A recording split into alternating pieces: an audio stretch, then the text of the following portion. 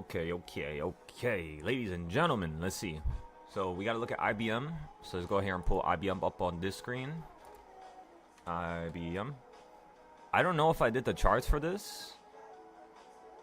We'll probably have to check it out and figure it out. But New York Stock Exchange.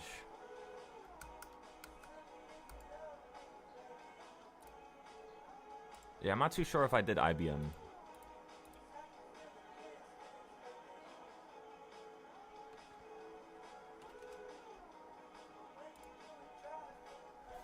Oh, I did IBM. Okay, so let's look at it on the day chart.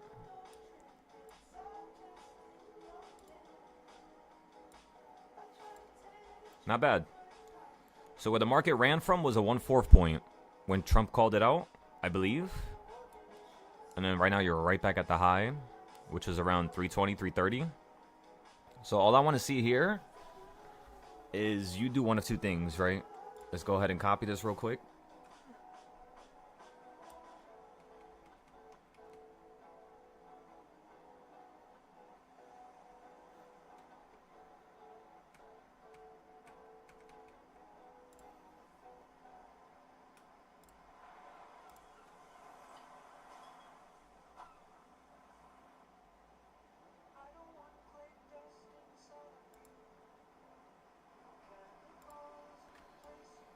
Perfect. Actually, no, we got to change the 1/4 points here. This would be a 1/8 point. 1/8 points. Control all. Control copy. So the high I used was from right here, Henry. From June of 2025.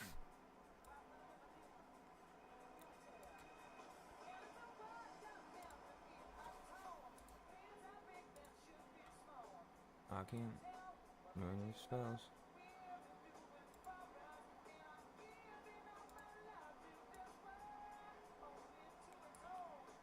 I can't.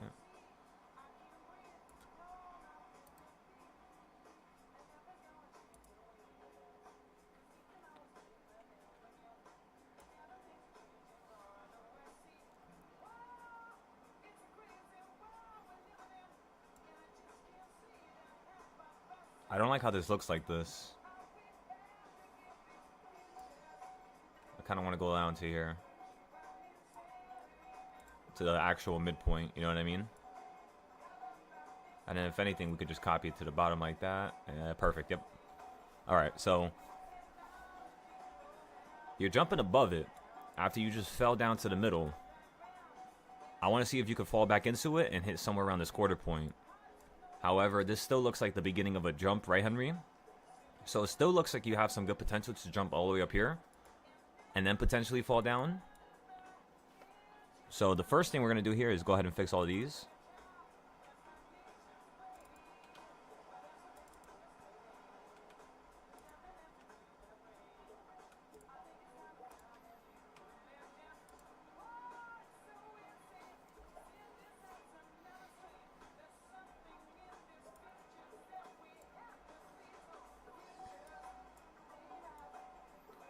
Kind of want to fix this real quick.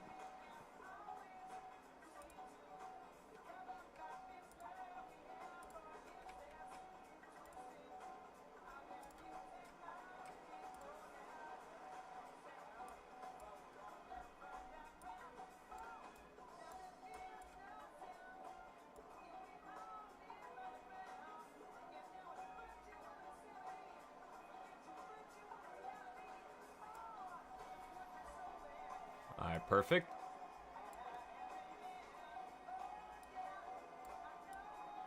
Zip up to the top here. Let's fix this.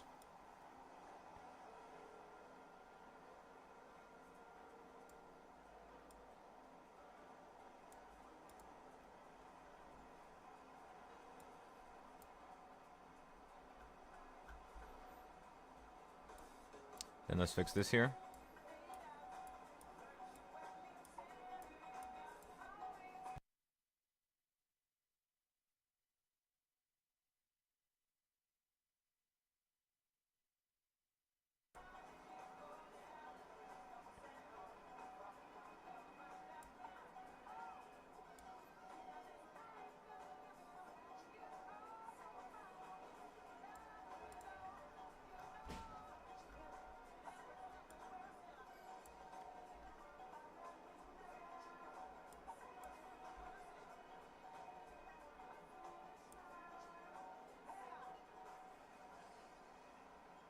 This looks good. We don't got to fix that one right there. Okay, so next up is going to be copying this whole entire box here, of course. Throwing it right back to the top. Let's go ahead and fix this up.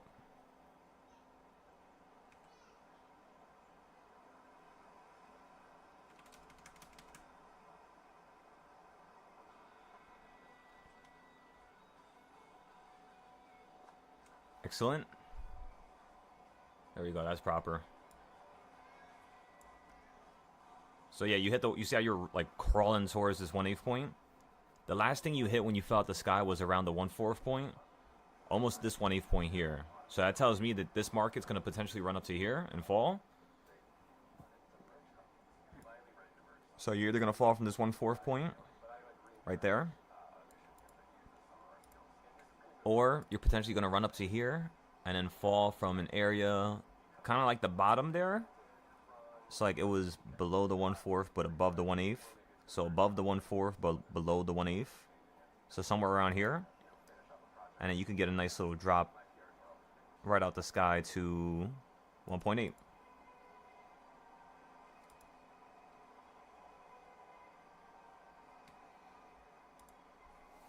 So those are where you would get your puts.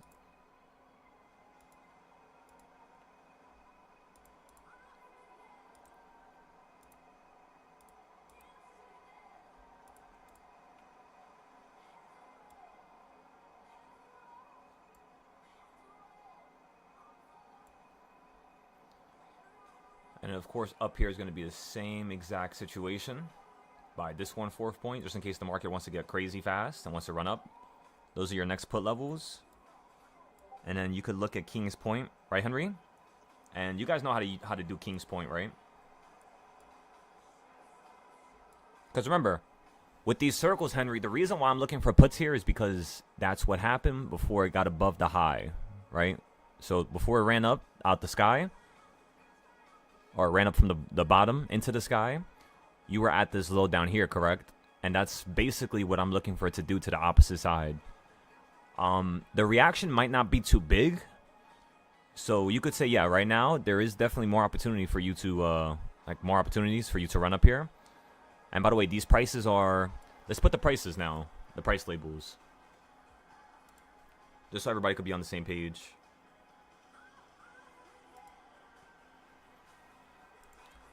Let's change the color.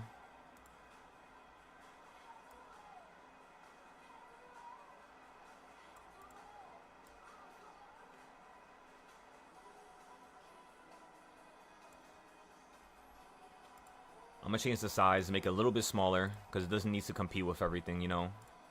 Just make it 20. And then copy it on top. And then copy these now on top. So you see how now it's like getting really fast? I don't even got to copy that much more. And all I got to do is copy the rest of them. And then boom. Now we're all done with the prices. Of course, the most important prices are going to be the one to the right. So for example, these right here.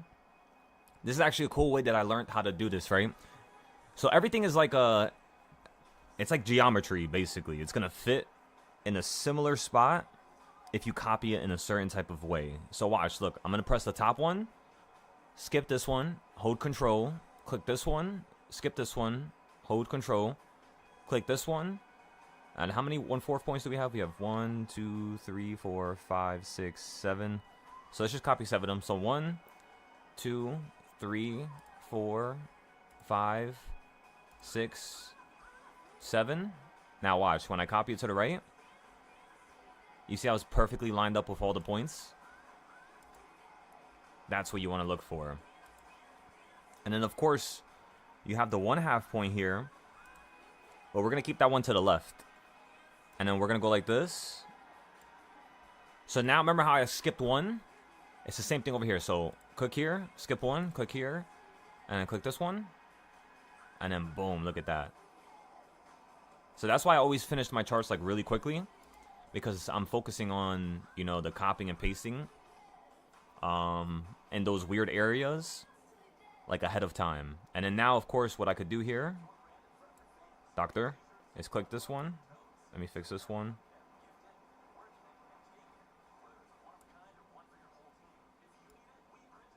It's a little off, but we'll fix it in the end. So click those three price labels, and then click the bigger one, and then boom. Oh yeah, we could delete one of the price labels. We don't need to copy the bottom one. All right, boom. All right, so now we have all the main points. And then now, of course, because this one's more important, we can make this one 24.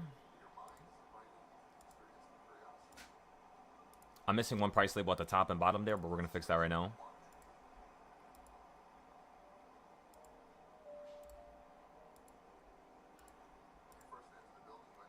So I'm referring to these right here.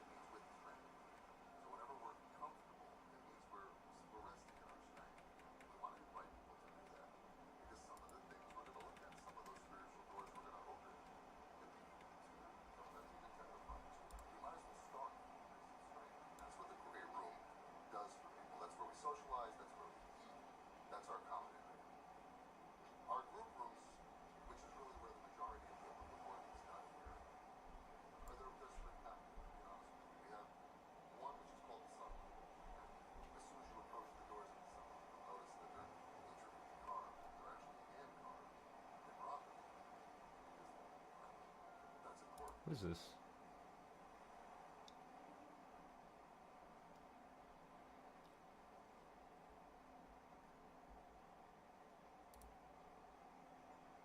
That's nice. That they're trying to build communities for adults and teens. For like addiction. That's actually something I want to build for the Discord. I want to build some type of like common room where it could be like, you know, people eat together, people do stuff together, they learn together. So we're gonna have like some of the newer students, like the beginner levels, kind of messing with the, you know, like the higher level students, higher level teachers. And you're always going to be in the same room, so you'll be able to see somebody at a high level operate, and you'll be able to operate at a high level yourself as well, you know?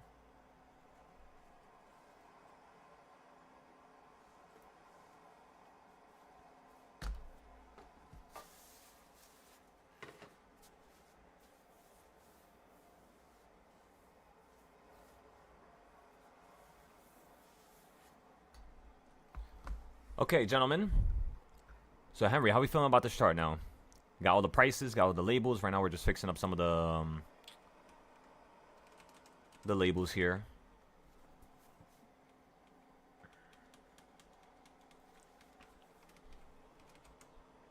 Alrighty, that's good, that's good. We could fix this one here.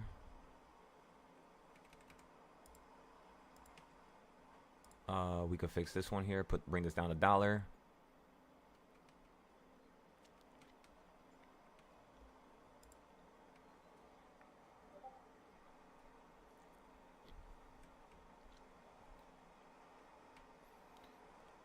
And then, of course, I'm going to show you all the buying points and like what you could do, how you could play the continuation, etc. But we'll do that in just a moment here. Let's just fix this one up a little bit more.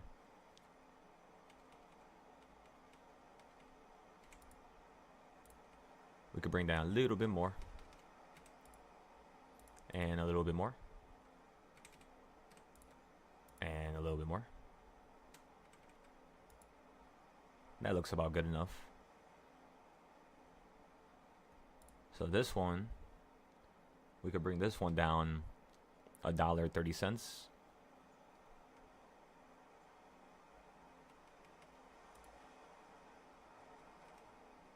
Excellent. This looks really good. Okay, so everything is same price, same area.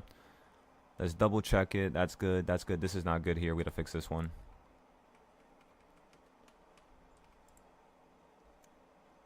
A little bit more down. A little bit more. That looks really good right there.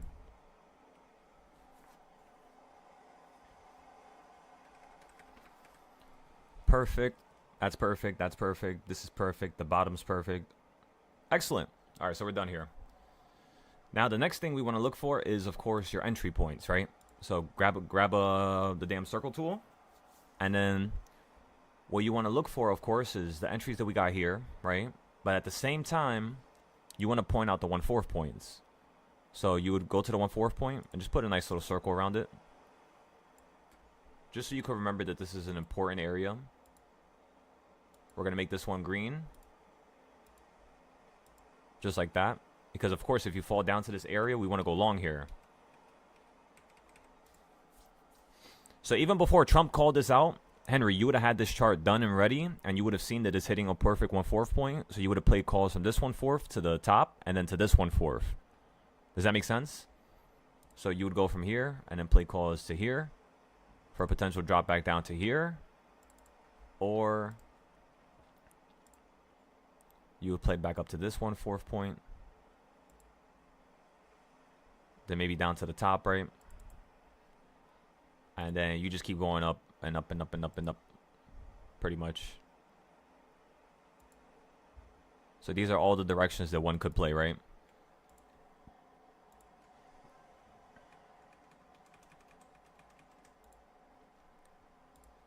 We'll add a few more.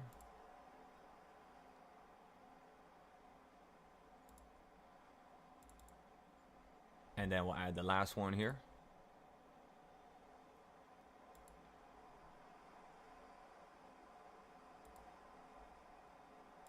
Excellent. Very lovely. Alrighty, so obviously you're in the middle of a move right now. And that's kind of what I was trying to tell you guys, was that you're in the middle of a move. Yeah, you could get calls right now to play the continuation, right? But the first thing we should do is look at some of the other plays that Trump called out. And then from there, try to see if we could figure out a nice little trend that the market's going to potentially follow. So yeah, let's look at the other names now. IBM is done. It's future-proof as well.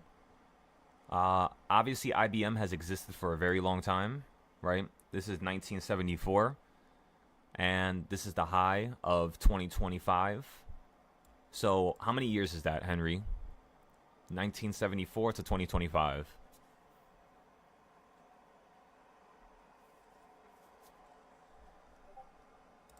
50 years, correct. So how long is this chart going to last? Think about it. From 2025 to what year? 20 what?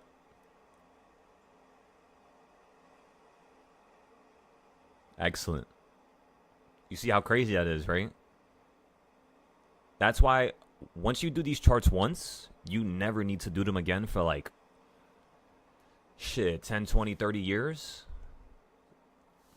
That's why, like, once I did the S&P in 2025, I never needed to do it again. And I started noticing how Micron went up like crazy, though. Oh, yeah, let's take a look at it. I did that chart a while ago. Micron. Okay, so for Micron, the first thing we want to do is, let me see. Do I have the charts here? I might not have them on this screen, which means, did I do it? I think I did do it, but let me go check my other account. Because my other account is where I have my other charts.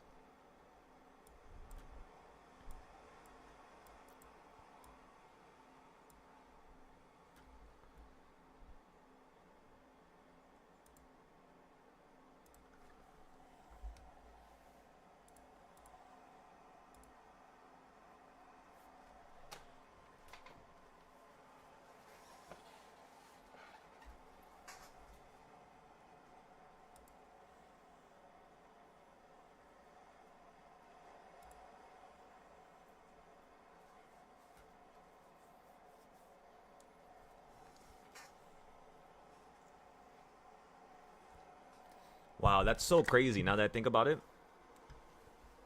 I'm looking at this guy's screenshots that he posted, and it's crazy. Like when I first started trading in 2022, well, we started trading a while back before that, around 2020. But when we perfected everything around 2022, and I was starting to scale my account, this guy was able to make like 30,000 in a month, 60,000 in a month. Now he's able to make around May he made around 300K. And you know what's the craziest part? I never thought that I would be able to have the potential to make more than this guy. I remember when I was first starting. He's like the only guy I would watch. Not gonna say his name out loud, but nah, yeah, I'll show you guys in the Discord actually.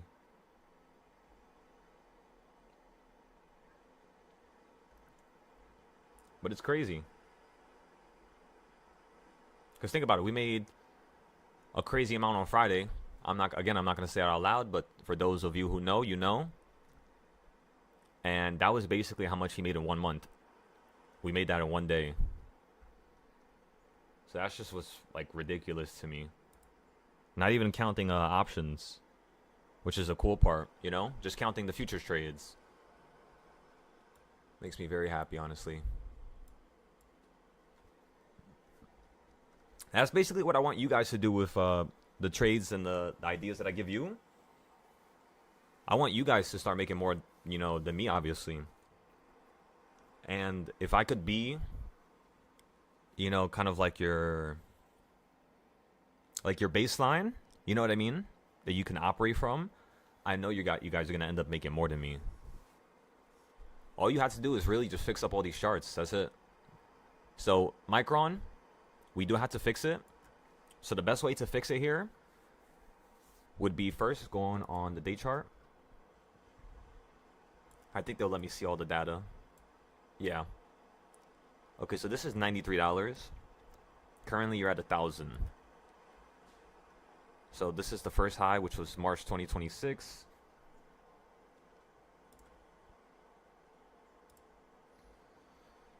And then what we're going to do next is, once we make these charts, we'll probably do like one more company. Because Intel is already done, so we don't have to look at Intel. Intel was one of the plays that Trump called out. But you guys have to remember that I called out Intel in 2024 and in 2025, which is why we were able to buy it for just $19. I'll show you that chart next. But yeah, most of our plays actually went ahead and did just that. They just exploded to the upside. One of the things that was necessary for Intel to blow up like that was the fact that they got government contracts. Not only did just, you know, Trump pumped it. Well, I can't really say pumped, you know. He kind of more so told people what, you know, investors would do. Told people what was, you know, something where people could store their money into. And he turns out to be correct, right? So that's some of the stuff we want to watch out for. Is it's not just a person saying something that's good to buy. It's also the news that goes along with it. Like any company with government contracts, just like RDW. Holy shit, I forgot to check RDW. Let me see.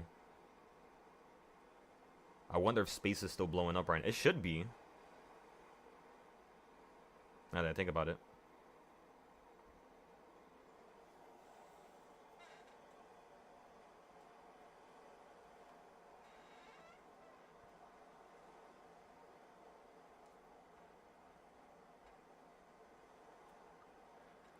Not really. Not really blowing up no more.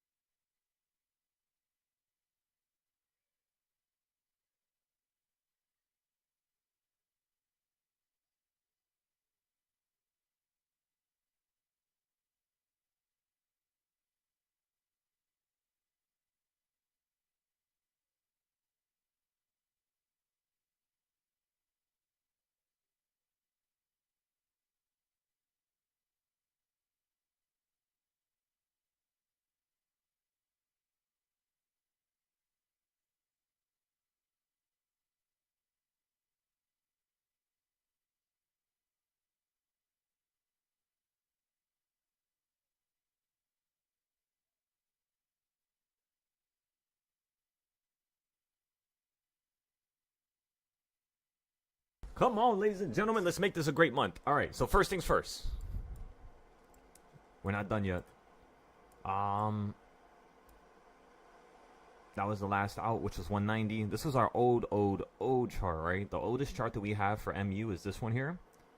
And I believe you were around 2024 when we made this, like around 70s, 60s.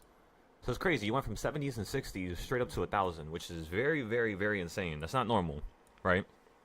So definitely, the first thing I could say that happened here was a restructuring of their company. That's one. Two, they potentially are operating in different sectors.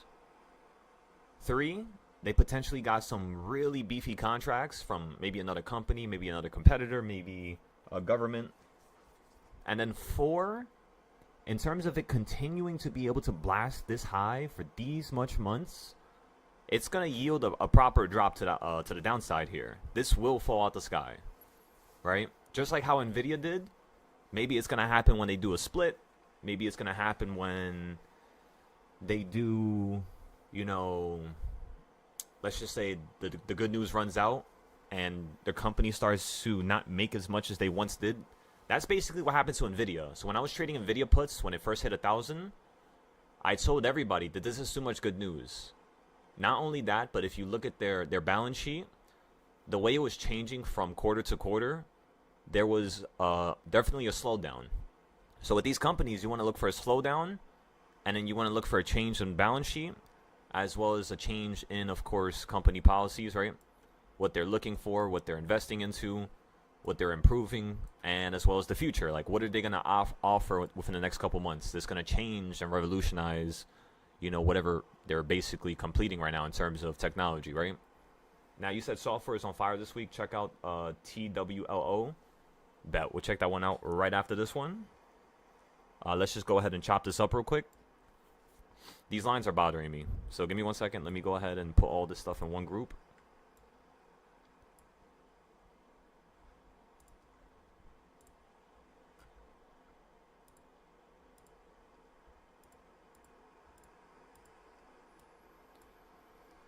Alrighty. So, first things first, let's chop it up in half.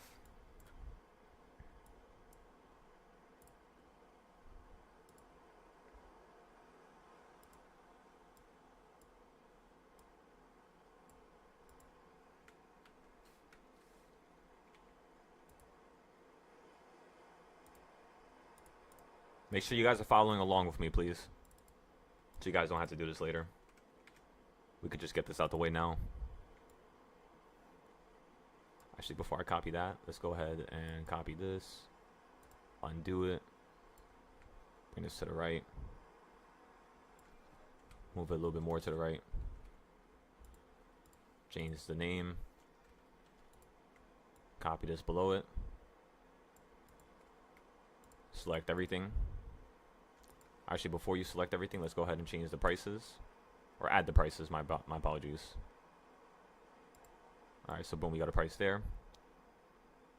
Boom, you got a price there. Boom, you got a price there. And then we'll put one right there in the middle. Delete this one. Select all these. Copy to the bottom.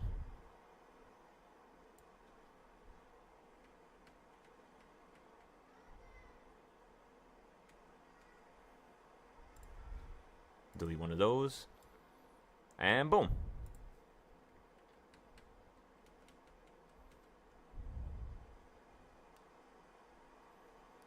The low is 33 cents.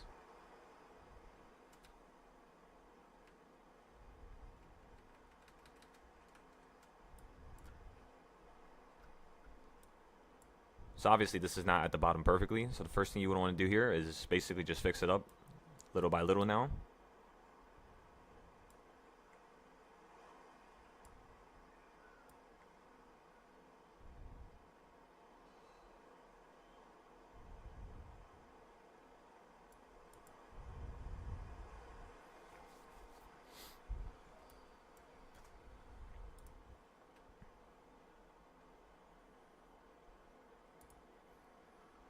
All right, let's move this one up now.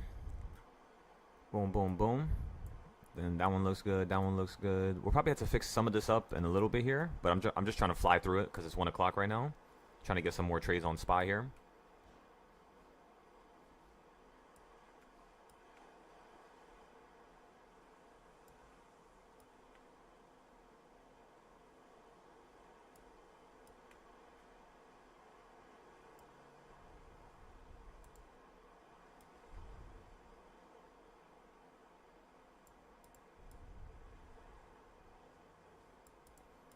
Excellent.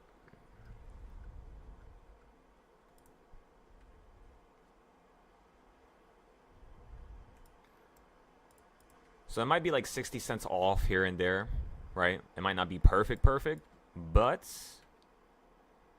that's all good. We'll do things one at a time. Okay, so now this looks pretty good, right? Looks pretty, pretty much pretty. Okay, so no, we would select the top, select the bottom, bottom.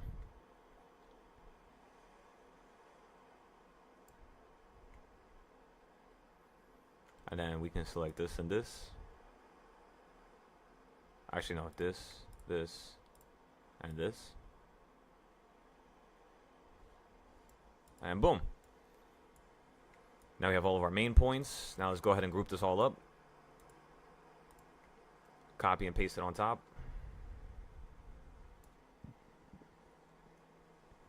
Looks pretty good. Delete the extra stuff. And boom.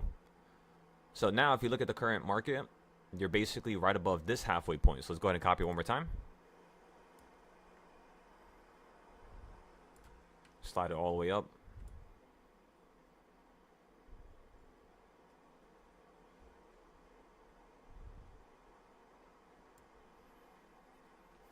Put that into another group. And then boom. Okay, so before it got over this top point, you hit the 1/4, you fell straight down, you hit basically near the 1/8 point, and then you stopped right there, then you ran up higher, which was, you know, pretty much to here. So the last thing you hit before you ran above this high of 911 was around 650.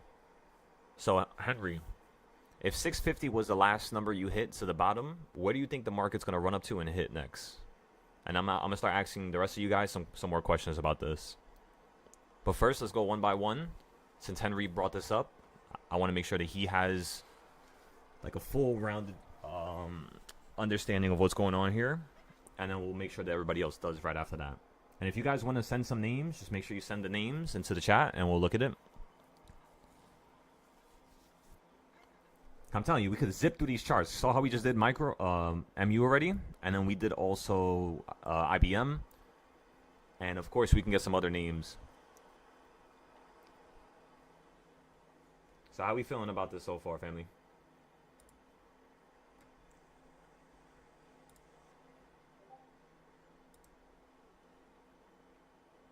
Not too sure? Okay, so remember, equal reaction, right? So you got above 911. Before you ran above 911, you hit down here, which was around 650s, right? So technically, that's the last thing it did before it hit 911. So where's the opposite reaction compared to that run-up? Opposite reaction would be basically, you see how it fell right beneath the 1/2 point? It would be right above the next 1/2 point, right? But not under the 1/8 point. So you would look for the 1/2 point up here. Look for the 1/8 point, which is right here, around 1195, and it would be a little bit beneath that. So like right here. But yes, you are very close. It kind of messes with the brain a little bit, but yeah, I mean, that's normal. So this would be our first put play. And then just in case the market wants to get a little spicy and it wants to run up a lot more, your next put play would be right over here. Let me show you. Let me change this to red first. No, it is. But remember, Bollinger Bands is a short-term indicator. All the indicators, they pretty much lag. At least the ones that we use. There are some indicators that don't lag. But for the most part, they usually all lag. That's why I don't really like using Bollinger Bands as like the core crux of my, my idea. Bollinger Bands and indicators are more so something you add on top of your idea. So the first thing I do is never look for indicators.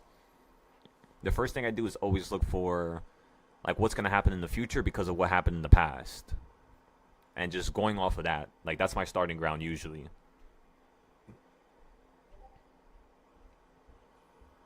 So yeah, and then of course for the calls, because remember these options right here, not these options, but this idea was brought up due to the fact that you just did this to the bottom side down here. So that's why we made these ideas up here. And then the next thing you could do is look at where it was down here. So this is before the top point, and it's basically right above the 1/8 point down here, but underneath the 1/4 point.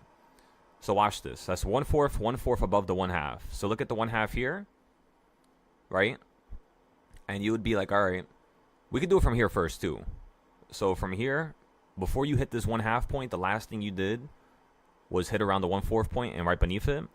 So you would look here, 1/4 point, 1/4 point, and then a little bit above it, which is exactly where you're at right now. So this would be a put play here.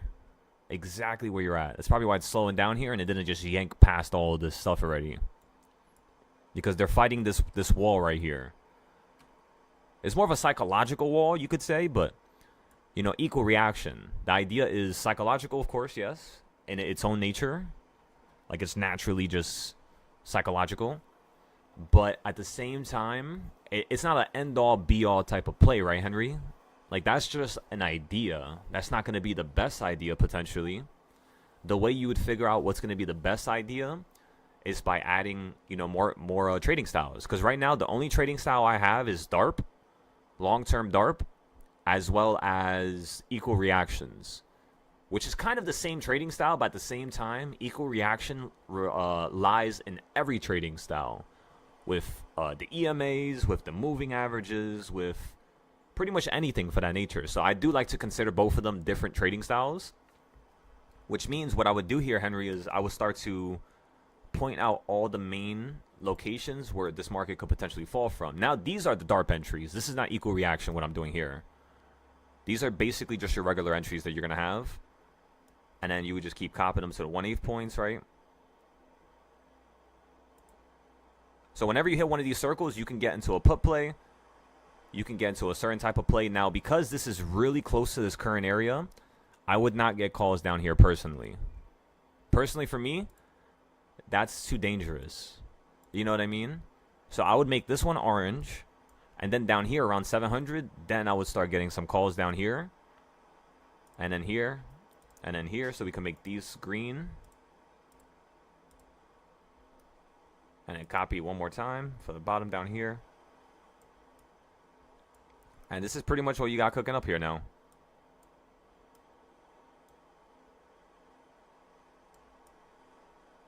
Right? And then what you could do is start doing the 1/4 points, which you guys already know how to do that. You just got to copy the circles and just move it over one.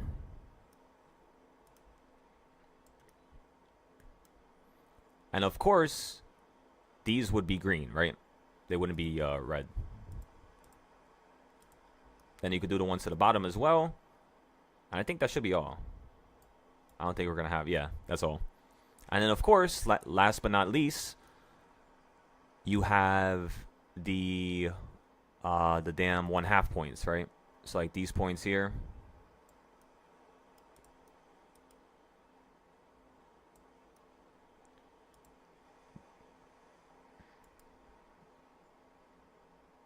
And then, of course, since this is beneath it, next to the green, you would also make this green as well. I would not make 9/11 green.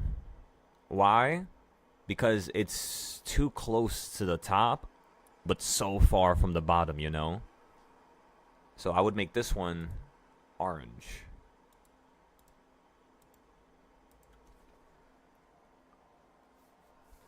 So let me ask you something. Henry, where are the main locations that one would actually want to buy some puts from?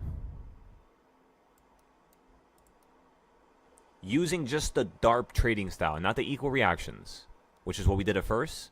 So not using that, but using just this here. What do you think you should do?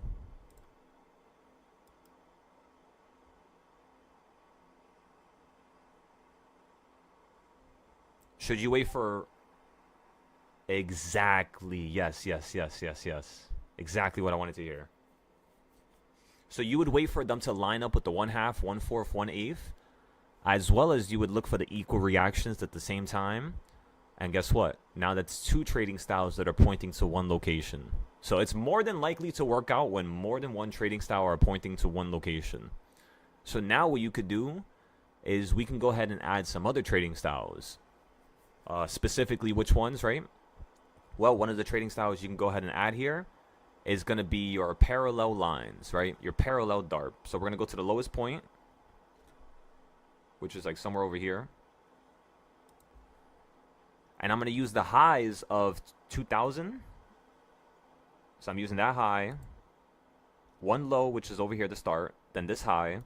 And then I'm going to bring this beautiful line right back up to the top where you're currently stuck at. The next thing I'm going to do here, Henry, this is the cool part. Ready for this? I'm going to take this and bring it to the bottom. And look at how the market perfectly hits that at the bottom. Using a high. That's how I know this is going to be a really good line. So this is how I first started trading with technical analysis. Was using diagonal trends. This is actually called the silo fibs. If you want to know more about this, I teach this at the highest tier on the Discord. But for now, you could just use the one I just gave you right there. I'm perfectly fine with that, of course. And yeah, you could make do with what you can. So yeah, when the market falls out the sky, I could see you falling around 808 and holding, which is right near one of my circles. And then if you fall down to this halfway point, that's right near this 1/4 point. And then down to this quarter point, again, that's right near the buying points. So now you have 3 trading styles on the screen, which is perfect. Now let's go ahead and add another trading style here. Next trading style I would like to add is going to be the same thing as the parallel lines. Same shit, pretty much. But this time, we're going to start at a different angle. So remember, highs, right? Low, then a high. Then you bring it up to the new high. And then you bring this down to the bottom. So it's pretty much the same shit as what I just taught you right there. But this is the other direction, right? It's like a more steeper climb to the upside. So if you fall from here, I could see you fall into here, which is 940, and potentially holding. Now, do you see how funny it is that if you hold here, you're holding in between the 1/8 and the top point, which is like the priority in terms of the levels you want to buy and sell from? That's the one thing you want to remember, right? So that's like when shit like that happens, it's because there's other trading styles that are actually pointing to that location. The market doesn't just do stuff for no reason.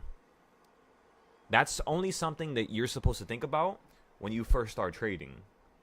After years of me trading, 6 years to be exact, gentlemen, the first thing I noticed, well, not 6 years yet. It's going to be 6 years in November. So like 5 years and like 5-6 months. That's how long I've been trading. I started noticing that the more stuff you have, even if it's the same trading style, if you just make it more aggressive and you change the tilt on it, the degree, the angle, it's basically considered a different set of areas, lines, and in it itself a different trading style, really. That's how I would consider it myself. So boom, that's 4 trading styles on the screen now. We're going to go ahead and color them differently. We'll make this one white maybe, so it can stand out a little bit more. And the next thing I'm thinking about is I kind of want to drop this down to the 4 hour now. And then I want to create a Dorito. And using this Dorito, it's going to show me exactly where the market hit. So watch this. High, low, and I know where it's going to hit to the right. Right? So watch this. Boom. Boom. Remember, high and low down here. So boom, now I have when the market falls out the sky, I know it's either going to hold on top of it, which is right here, or it's going to crash right through it and hold down here, Or like the really juicy A++ setup, like a reversal 0.5 chart type of setup, would be like down here, right? You fall out here, and then you run back to the bottom of the triangle, and then you fall potentially to the downside a little bit more. So yeah, that's pretty much it. That's what? How many trading styles is that? That's 1. That's 2. That's 3. That's equal reaction. That's 4. Let me see. 1, 2, 3, 4, 5 trading styles now. So the next thing I would want to do here, Henry, is basically copy the first range, right? Which was from the bottom. And then now I want to make a whole new Darp, which counts as 6 trading styles. So you're going to go to the ultimate high, which is currently where we're at right now. Zoom in for a second here. Boom. And then we're going to go to the same low, which is at 33 cents.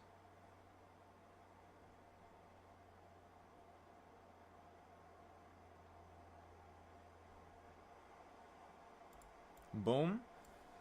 And now the midpoint is going to be all the way down here at 520. So like that would be my main level that I would want the market to fall out the sky and touch. We're not going to chop it up into a bunch of fractions. I think you get the idea. The 1/4 will be like right here. The other 1/4 will be like down here, which is kind of where it hit last time, as well as kind of where it ran up to before it fell out the sky a little bit. So it is listening to the bigger Darp as well as the smaller Darp. All you got to do is merge them. So yeah, that's 6 trading styles on the screen. Now we can move on to the next name. I'll also take a picture and post it to the chat for you guys. Any other companies, you guys, that you guys are really interested in? Nels, if you have any companies you want me to look at, or CUD, or Side, if you have anything, just let me know.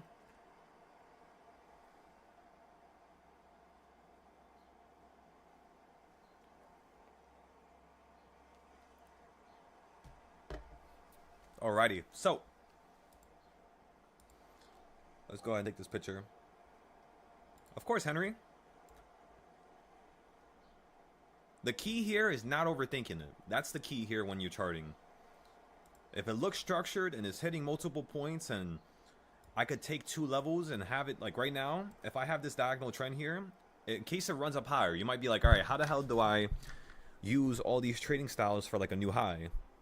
All you gotta do is copy it. That's it. And it's gonna work. Just like that. Boom. But because there's too much shit on the screen right here, we're just going to delete this for now. We don't really need to have that on the screen. Okay, so let's take a bigger picture here. We'll take 2 of them. 2 more, actually. Not just 2. Then let's go to the 6 hour or 4 hour. We can go to the day chart. Actually, let's go to the 6 hour. Oh, yeah, it's not going to let me. Let's go to the 4 hour. So, boom, on the 4 hour chart. Let's go ahead and edit this triangle. Let's give it a different color, maybe blue.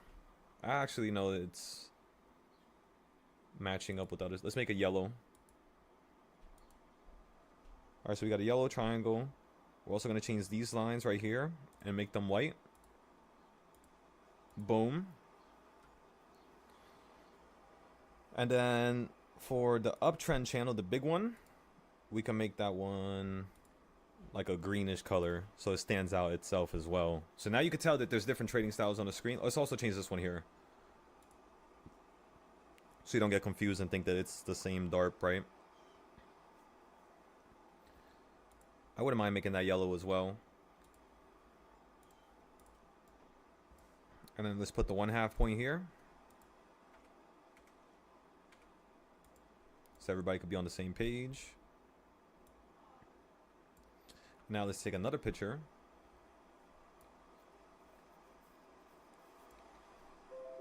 And post it in the chat here. I'm also going to post it on the Discord under... I don't know where I put them. Let me see.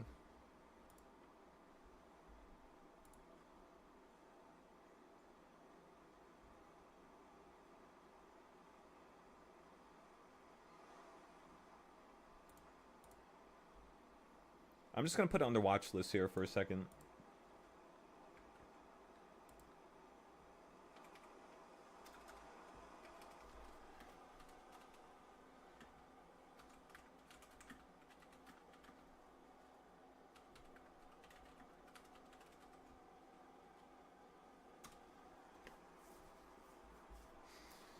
Okay, so the other company we looked at was IBM, so let's go take a picture of that as well. Let's get all that stuff up and running here.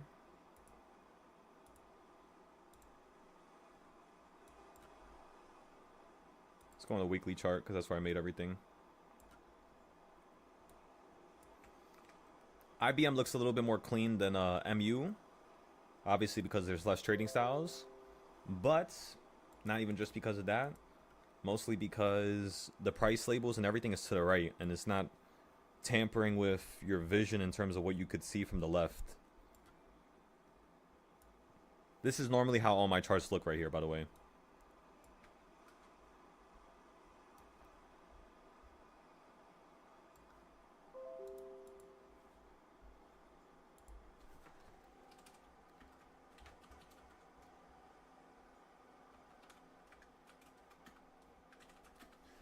Okay, so right now we only have 2 trading styles, 3 trading styles, 4, 5 because the path. Oh wait, that means I had to fix MU.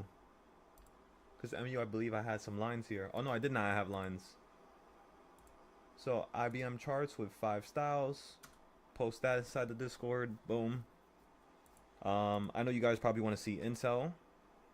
But Intel is one of the older charts that I did a while back. It's absolutely beautiful. So Intel hit the 1/4 point. And where did it fall from, gentlemen? Come on now. See how crazy that is? Again, me just using this high from over here, I was able to see the top point, middle point, as well as the bottom point. And that's the reason why the market, when it fell out the sky, that's the reason why we bought right here, because it hit with a 1/4 point. And then where did it stop at? Stupid, right? It literally stopped at the 1/4 point. It did a giant equal reaction. That's what the market just did. But we told everybody it was going to do that, right? That's why we have our lines looking like this. We just thought it would stay a little bit down here for at least another year or two before it got really stimulated for the upside, but it just didn't do that. It just wanted to run now, which is, you know, it's perfectly fine. Shit like that happens. And that's the one thing you want to remember, you know? Alrighty. So, let me take a picture of this chart.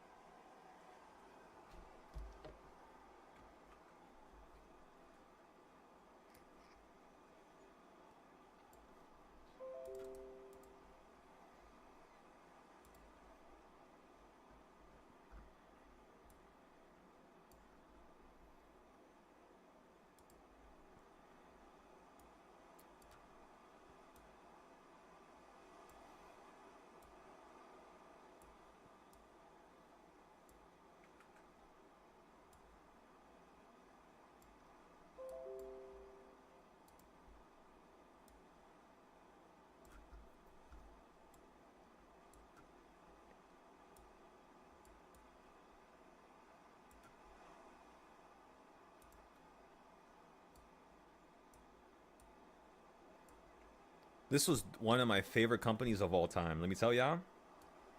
This company here, absolutely ridiculous.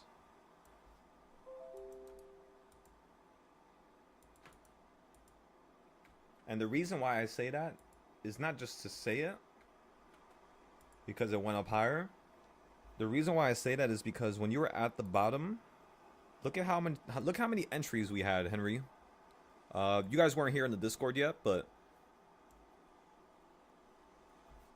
and for everybody else who's in the voice chat, just take a look here for a second.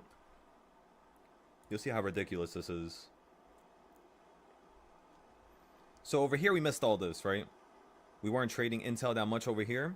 We started really trading it around December of 2024 when I was going to Hawaii. And this actually was one of the plays that paid back for my whole trip, or paid me back for my whole trip. It was pretty good. Nothing too crazy though. Of course, we didn't put a crazy amount of money into this, like a couple thousand. Over here, we only put like probably like 900, you could say. And from here, it ran all the way up to 22, and that's about 4 strikes. We were in the money.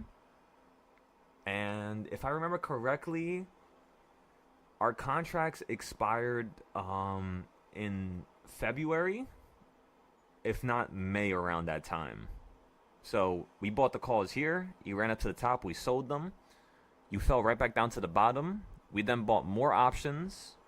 We didn't buy no stocks for this. So we just played options for Intel. And then you ran all the way up to here. And I'm telling ya, this was the most insane thing I've ever seen. Because how fast you were running, those options costed maybe $16 to like $30. And they would instantly 5 to 10x every time you did a jump like this. Every single time. This one was one of the craziest ones right here. This is actually the one from Hawaii right here. Because I left to Hawaii on the 7th. And we got into this trade right before. And look how ridiculous this is. By the time I came back from Hawaii, you ran from $18, $19 all the way to $27. Ridiculous. Absolutely ridiculous. And then you did it again. You fell down here. And then we started playing puts on this, by the way. We started saying, all right, if you fall below this square here, you're probably going to fall to the top of this square and hold, if anything. So we would buy puts the second you would get beneath it. And the second you would fall down to the bottom down here, we would just hop into the calls. So as you can see, that's why you see the little green arrows right here and the red arrows. And look how many times this thing worked out. It was ridiculous, I'm telling you. Fell down to here, ran up to here, to the middle, bottom point, middle, bottom point, top point, middle point, fell beneath it. This is when it got a little weird. Right? That's when we thought that the market was actually just going to continue to head up to 30 and 40. Was right around here in July of 2025. But then you gave us another crazy-ass entry when you fell at the sky in August. You fell all the way back down to 19, and then we bought it down here again.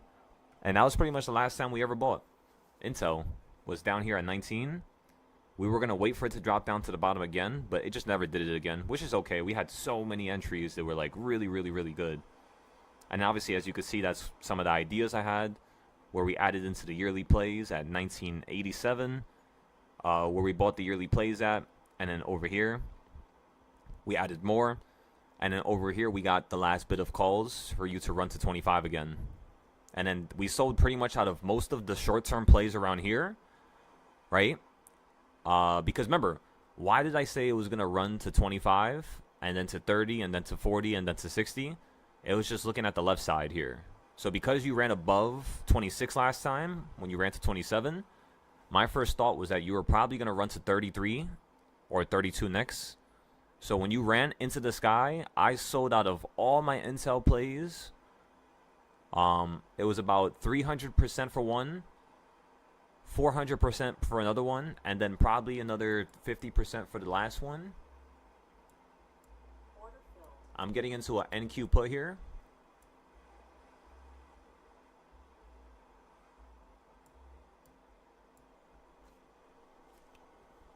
Just gotta be a little careful. I want to see if we could potentially fall out the sky and fall straight down towards like 30567. 30567 about.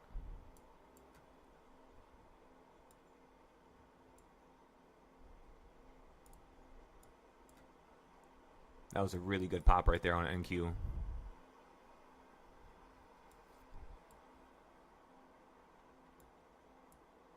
Holding on to 13 EMA. We got to be careful here. All right, let's go look at SPY. Take a little looky. What's going on here with SPY?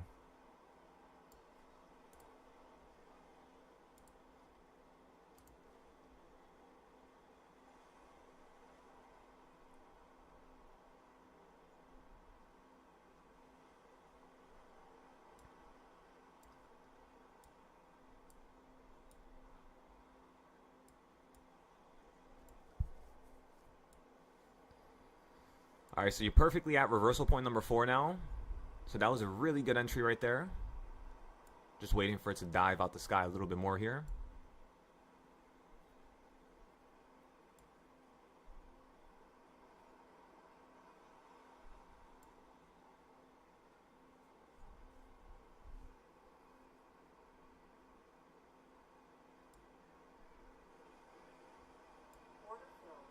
Perfect. Nice little sell right there. Let's try to see if we can get a better entry on the next trade here. The entry was good, but it wasn't perfect. I think we could do something a little better.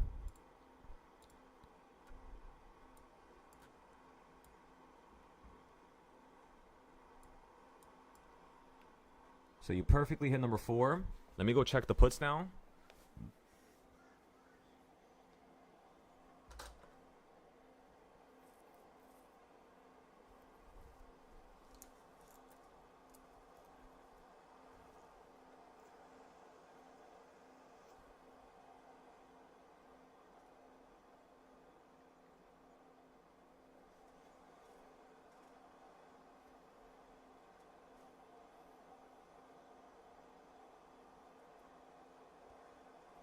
Let me see. A drop down to 758. I think this could drop easily down to at least 755. That's really where I think this could drop down to. If it wants to run up, we're going to have a problem, though. That's the only thing. It's going to run to 761, 764. So right now, you just dropped around $1 so far. Around $1.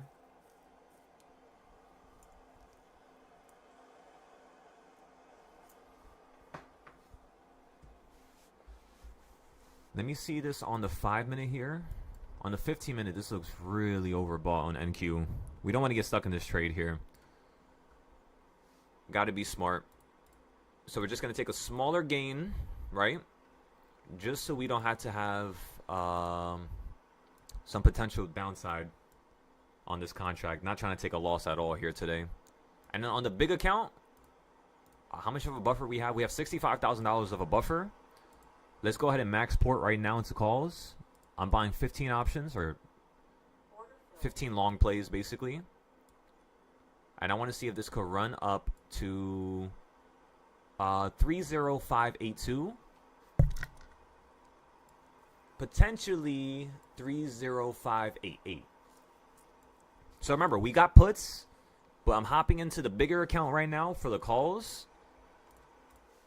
Which means we're going to have to be forced to play calls on the other accounts. We can't play puts because we can't hedge here when you're trading futures on the combines. The first thing you did was you guys see how you hit the top of this green line and fell to the bottom of it? Do you guys have those points right there? That was a nice entry, right, Henry? Come on, Cud. Come on, side. How we doing, John?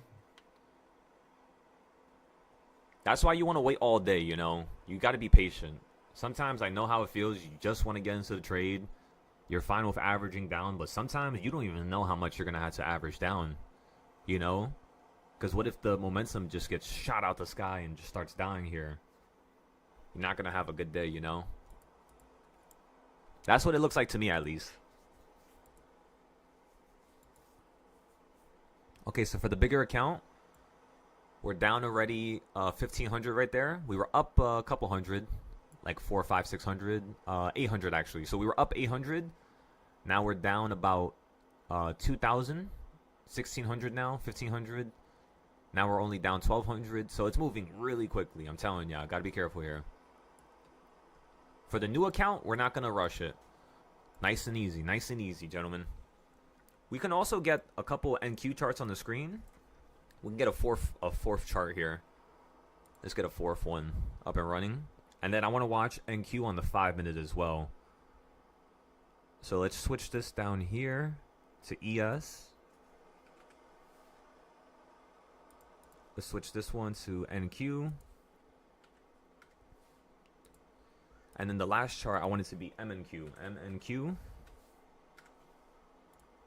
And then I want this to, yeah, that looks perfect.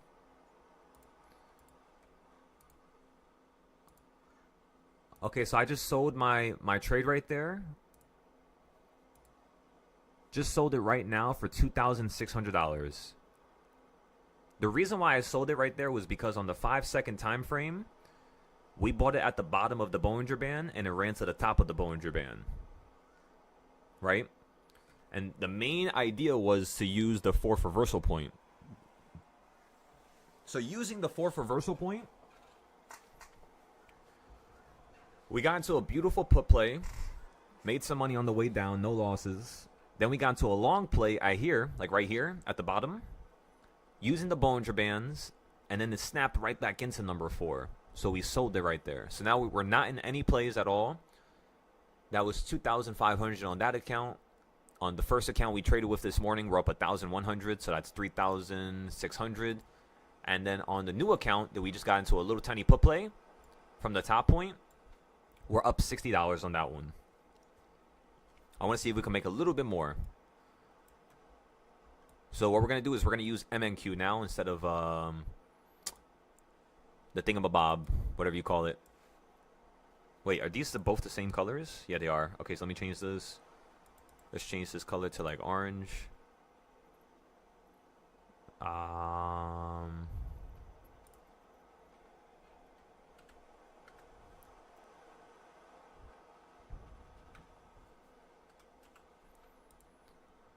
Actually, you know what we could do? We can add oil here.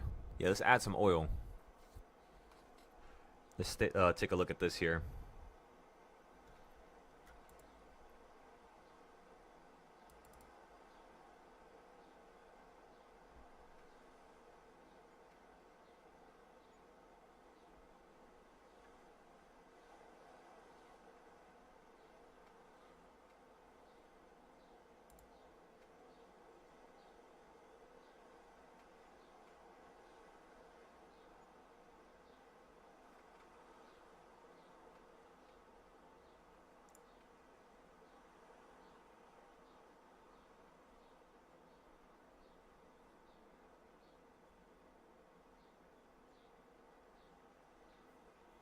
Wait, what in the world? Somebody hacked the president's account on Meta?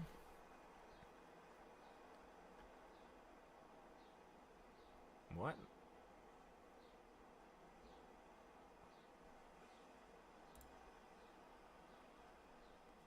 They hacked Obama's Instagram account, apparently, using AI.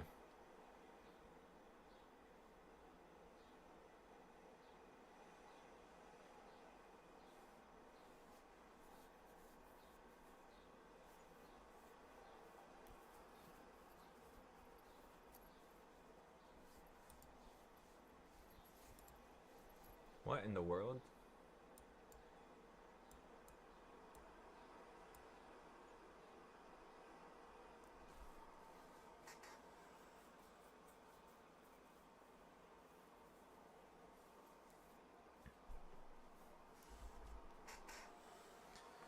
Boom! So we predicted the market running back into the sky. That was a pretty nice trade, right, everybody? Pretty nice one. Not too bad, not too bad.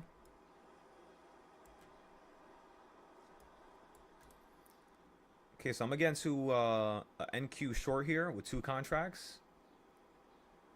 Let me see, where are you? Yeah, so we're going to get into 2 contracts here onto the short.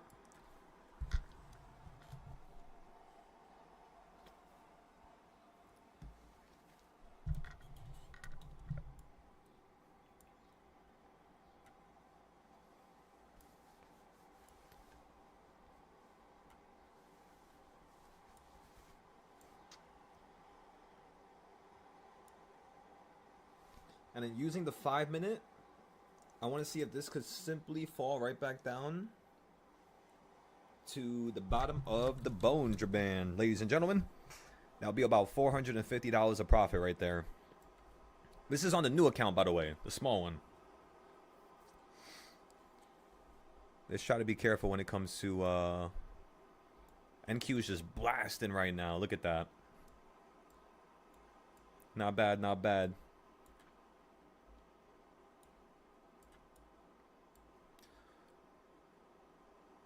So right now we're in a short play on that account. Let's get into the bigger account now. And I'm going to go with NQ contracts and get into a short play here.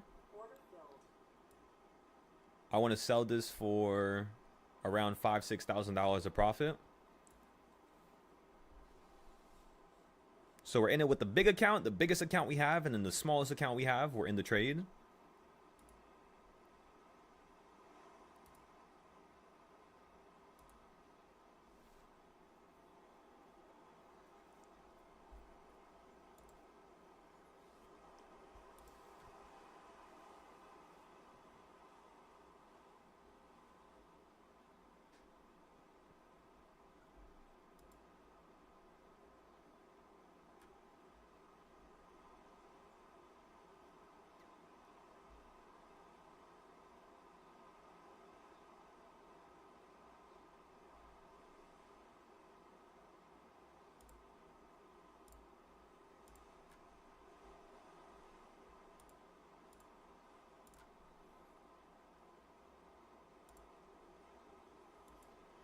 This would be amazing for the anime if I could draw this. I had to think about some new ideas like that. Oh, man. Like new types of cities that I could create. I was thinking about it. Would you guys want me to teach you how to use Blender? We talked about this a couple months back, but we had so much stuff on our table, like on our plate, to handle, to learn, to improve, that it was kind of impossible for us to do it at that moment. But now, since we have so much time, you know, the app is pretty much basically done. I just got to fix a couple little bugs here and there. Been basically taking a little break over the weekend. I didn't fix up too much things this weekend, like how we normally do, but I mean, yeah, that's okay. Gotta take a little break once in a while, you know what I mean?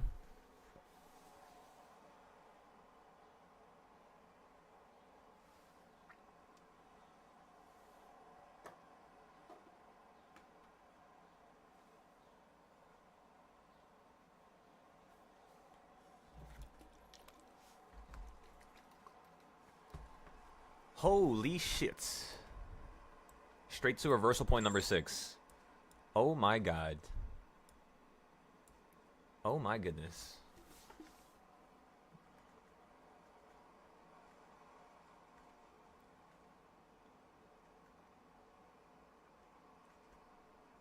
Okay, I'm looking at puts right now for 755.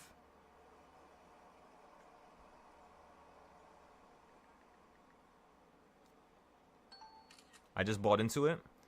It costs $5 each right now. The goal is to sell this for $60 to $100. 755 puts, remember.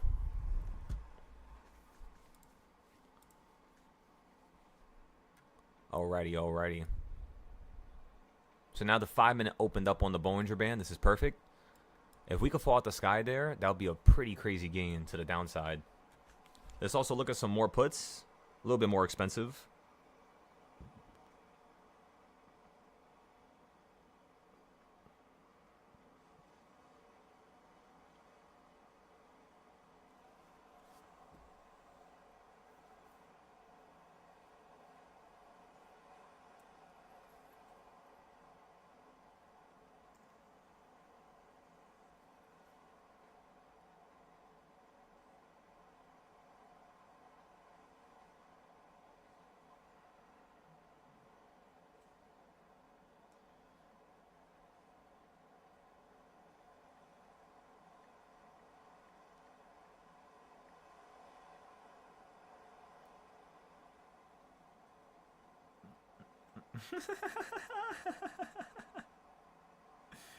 What in the world?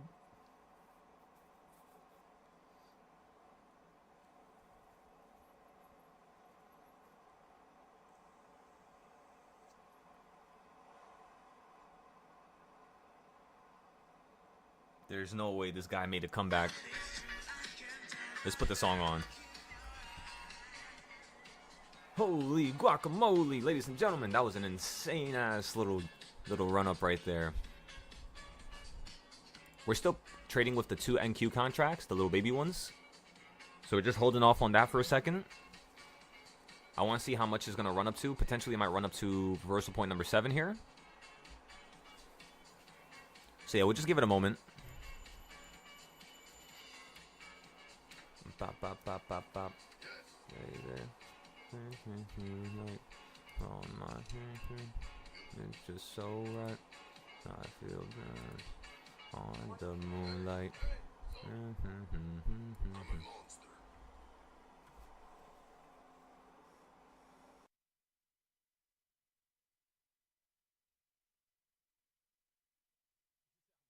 I'm a villain, but not a monster.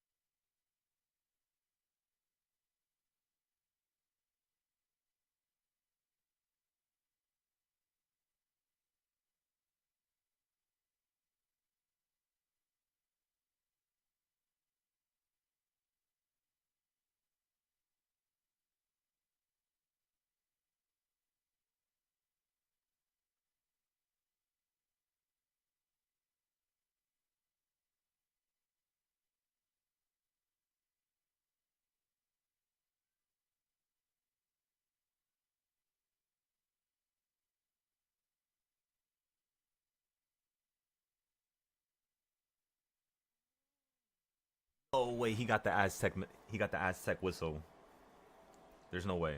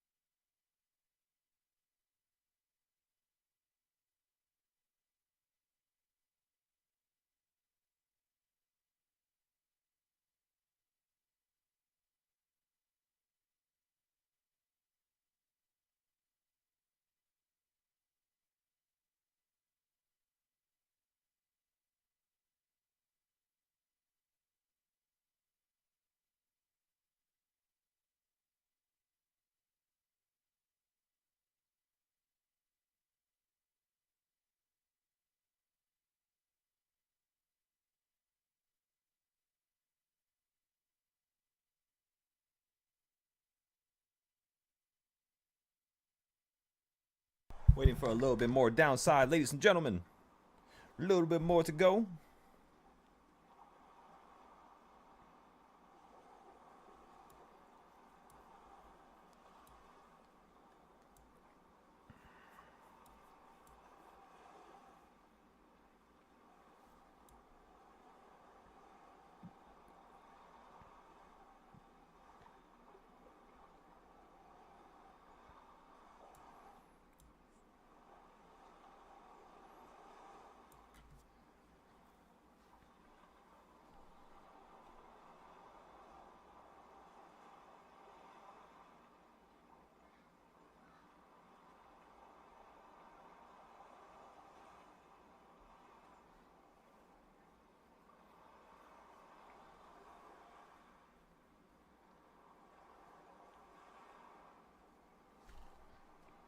Privacy and security.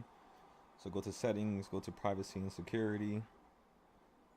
Give me 1 second, everybody. I'm trying to fix this little issue I'm having on my phone.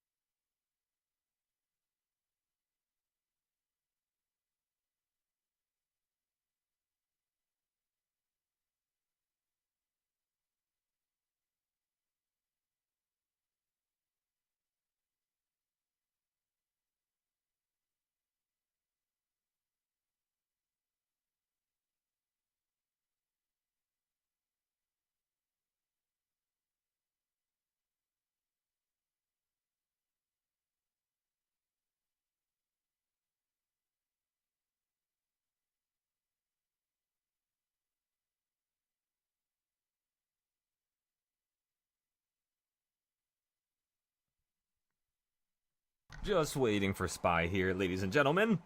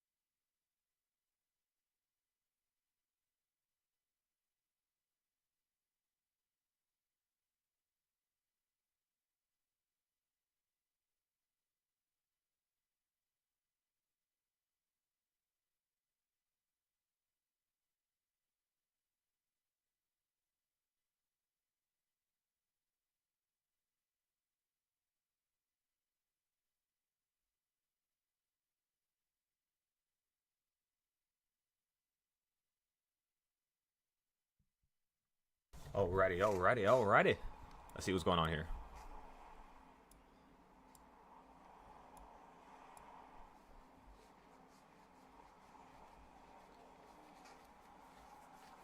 Yeah, my phone was like bugging out with the location services. So we just went ahead and fixed that. Now that's good. Let me see.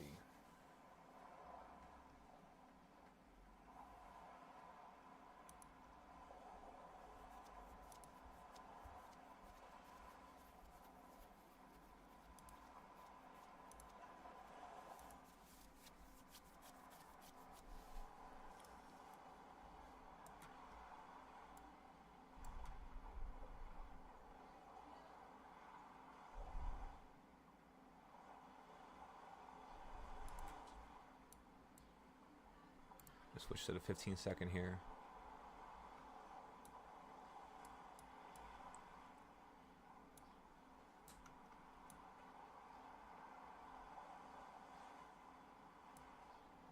Yeah, this looks really good. Looks like you're still gonna slowly step into the downside. We just gotta give this another, what time is it? 2:41. Give this like another 20 minutes here, and we'll see where this market goes. So far, you hit 760 flat, fell straight down to 759. So we can continue to head up higher to like 761, 764, like we talked about in the morning. But yeah, we'll just give it a moment here.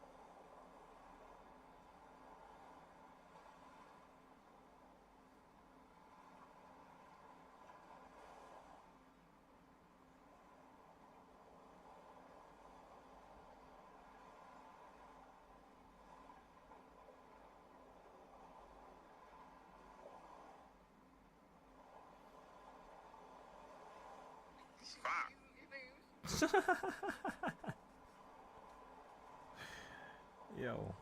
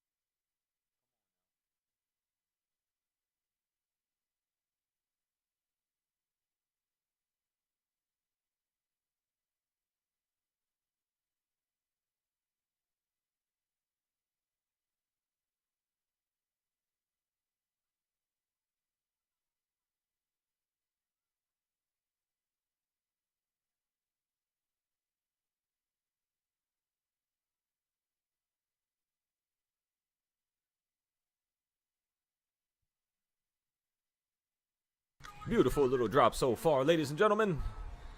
Just a little bit more to go. Just a little bit more.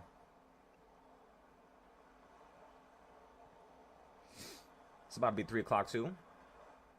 9 more minutes.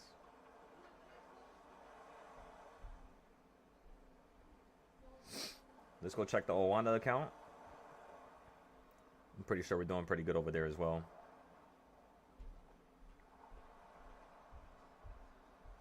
Oh yeah, really good. We're up $230 already.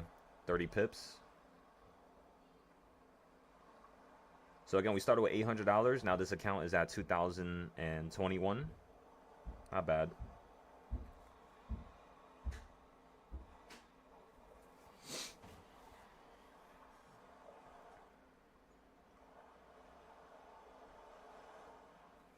Wait, did I post that? Let me see something real quick. I don't think I posted this. I did not yet. Let's go ahead and fix this, actually.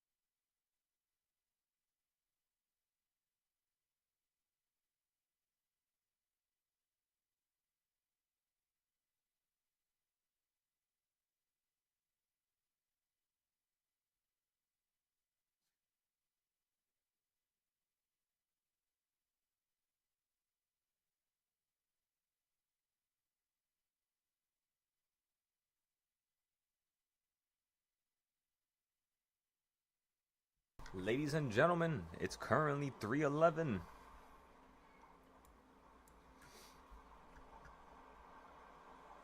Just watching out for the market here.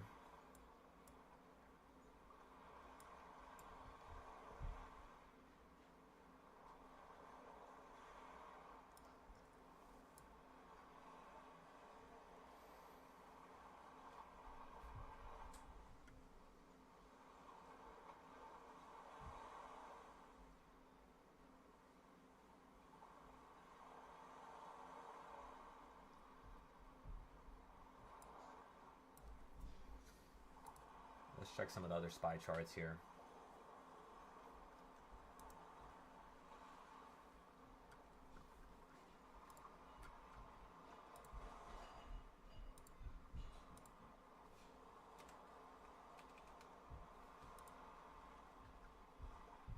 Start with 3, now we have $1 in total.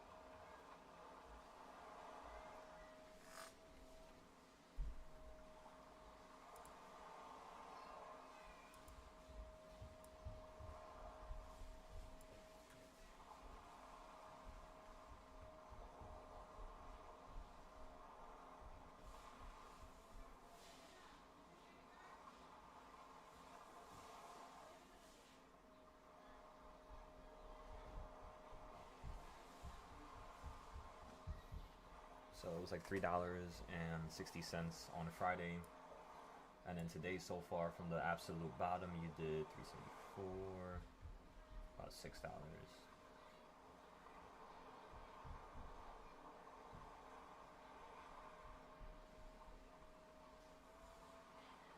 Yeah, so you can still go up a little bit higher.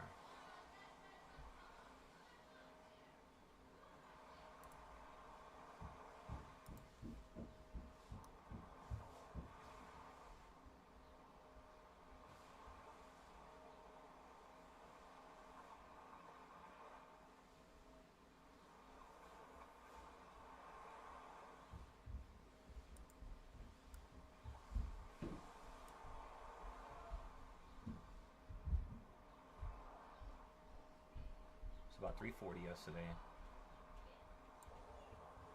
so today would be about 680.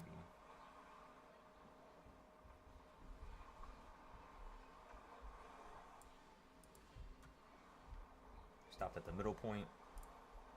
We started collapsing from there.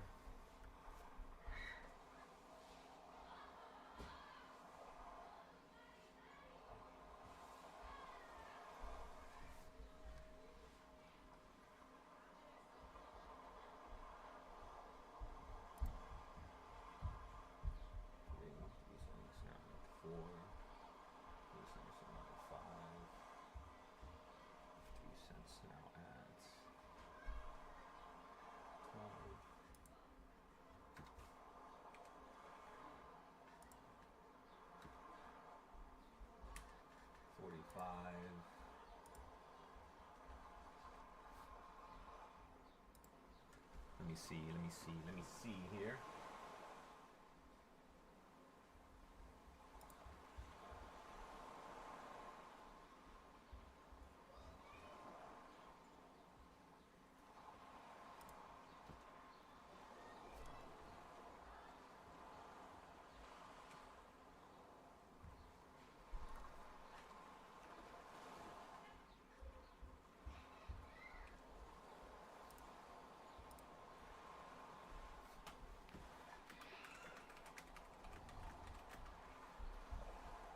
When did we start this account? We started this account in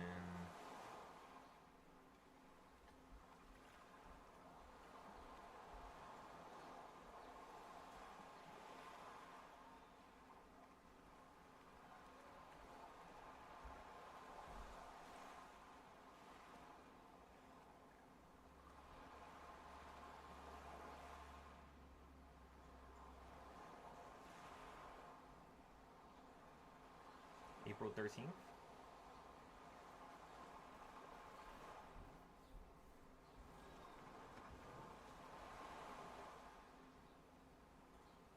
February 18th. February 18th. So we started this account on February 18th.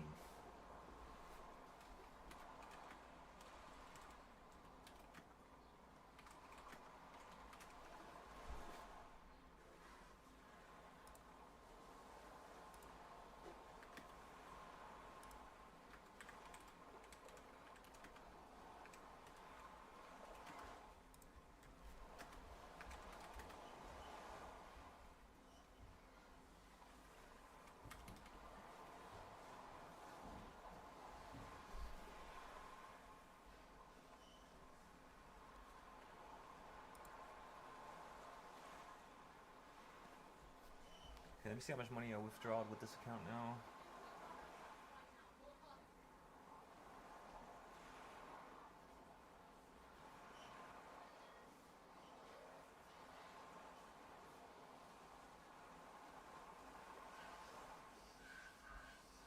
$20.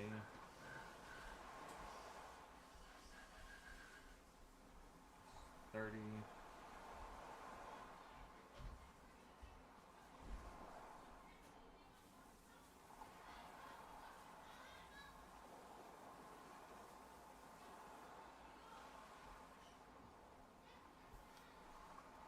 $30. Let's see. 30 plus 30 equals 60.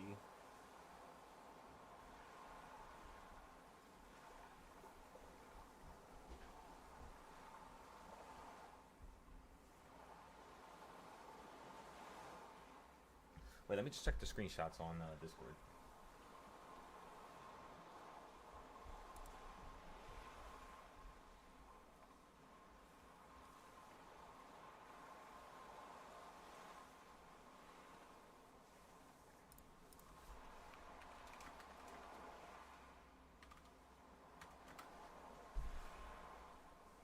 September 2025.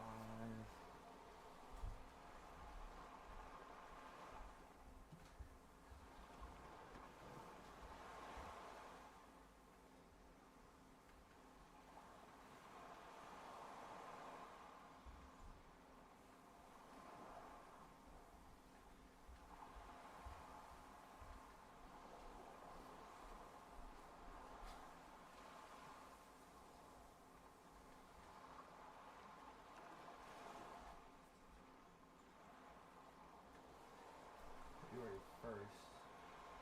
No, February 4th.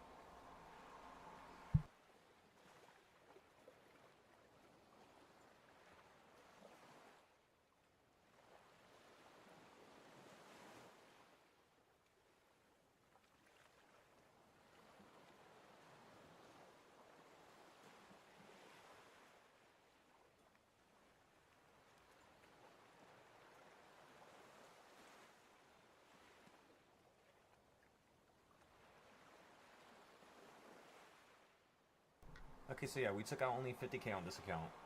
I just went through all my buys and sells. So yeah, we're up only 50K.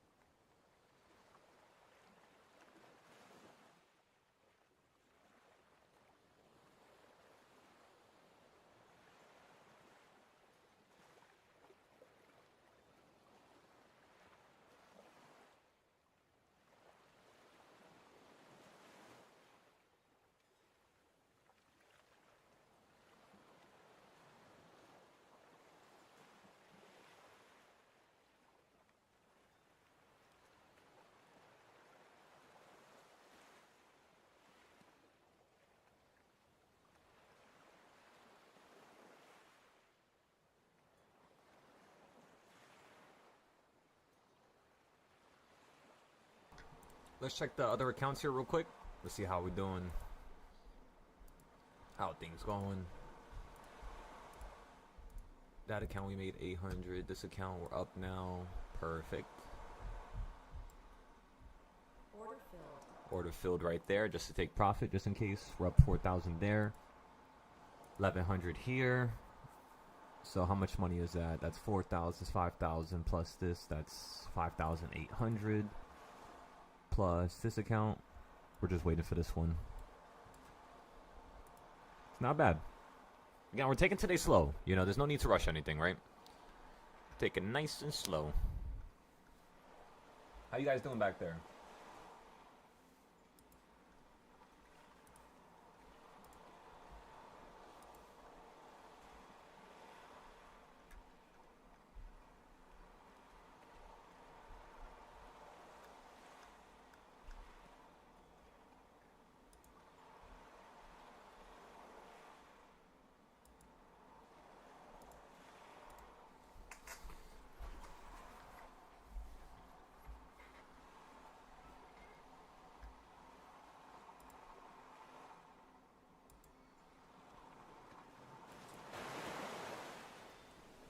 You guys want to look at some vacations real quick? We pretty much made enough money for the apartment now. So the apartment's secured. The car is basically secured. I just gotta make a little bit more. Mainly because I'm not gonna get the... Well, here's the thing. I'm gonna do something that's kind of stupid financially. But I got a plan. And my plan is I want to start recording videos on YouTube, like car content. Like I want to fix up some cars. But the problem is if I'm fixing up the car that I'm buying right now, I'm not really going to be able to drive. So honestly, what my goal is right now is to basically... I know this is going to sound stupid, but my plan is to get 2 cars. And potentially fix one of them while I drive the other one. Now, where this gets a little dicey is... there's really only certain cars that I want to have myself.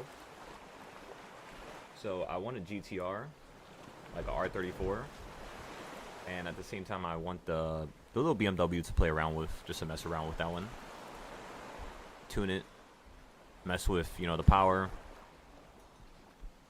Things of that nature and whatnot, right? Yeah, so we got a really good put play right there. That was a really good play, actually.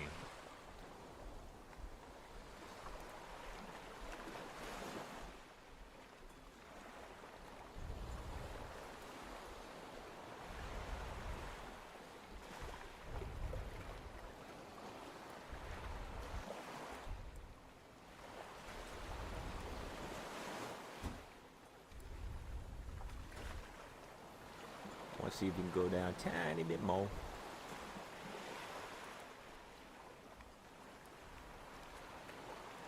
You stopped at the 6th reversal point.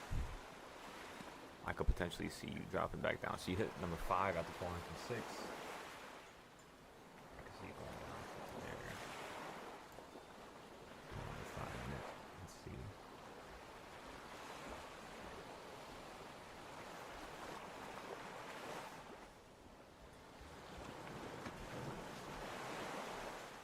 That's 1250. Yeah. 1250's right here.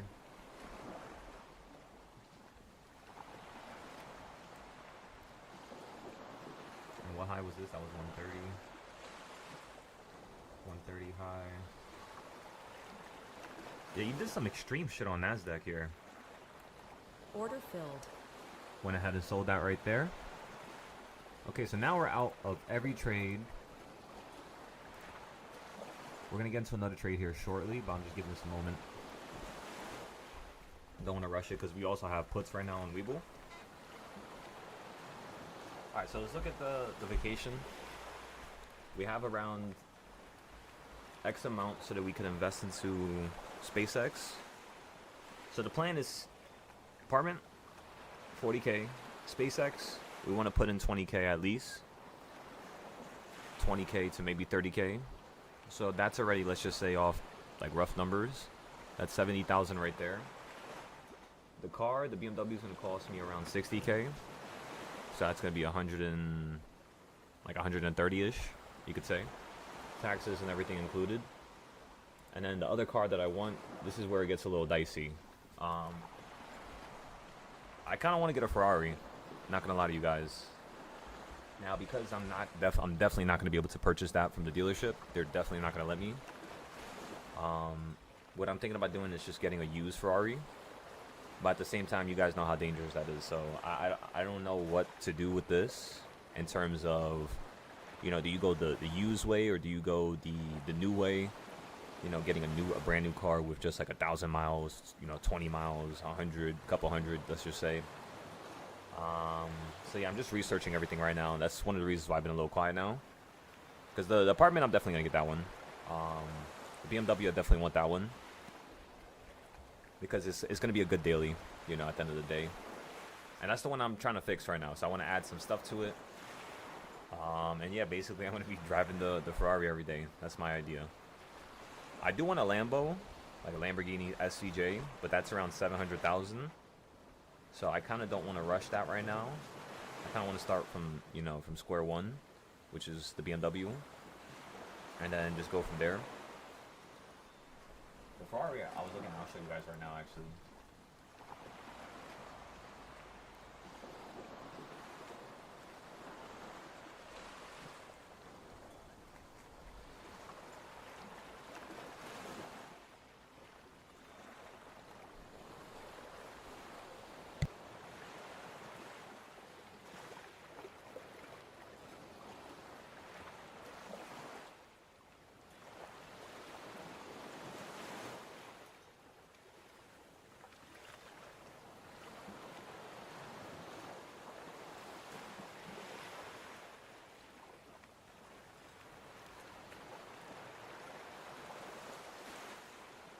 I'm gonna go long here.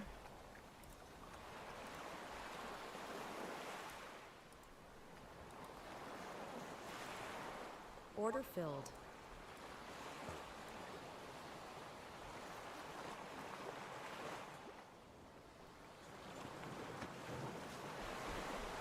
Just for a little itty bitty second. We're up 600. About to sell it here for 1,800.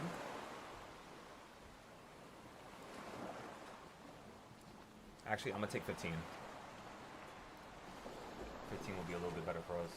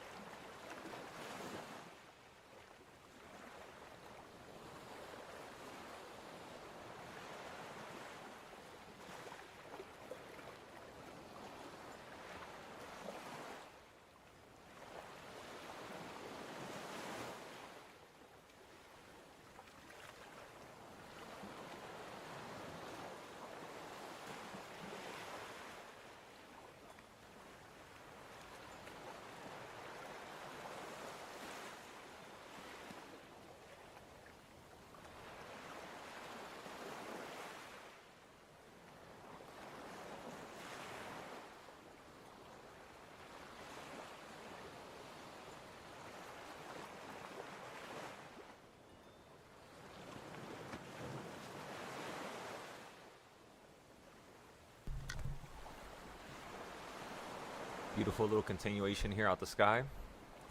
You have the middle of the Bollinger Band now on the 15-minute.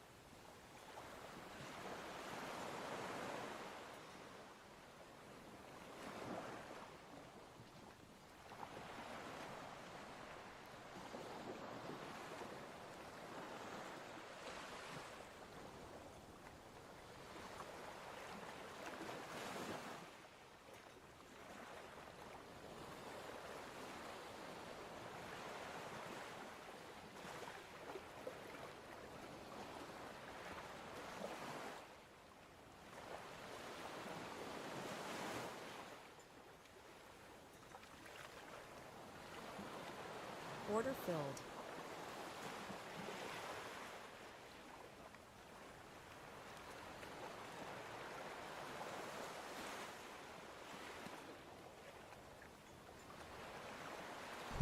I went long here on the small account now.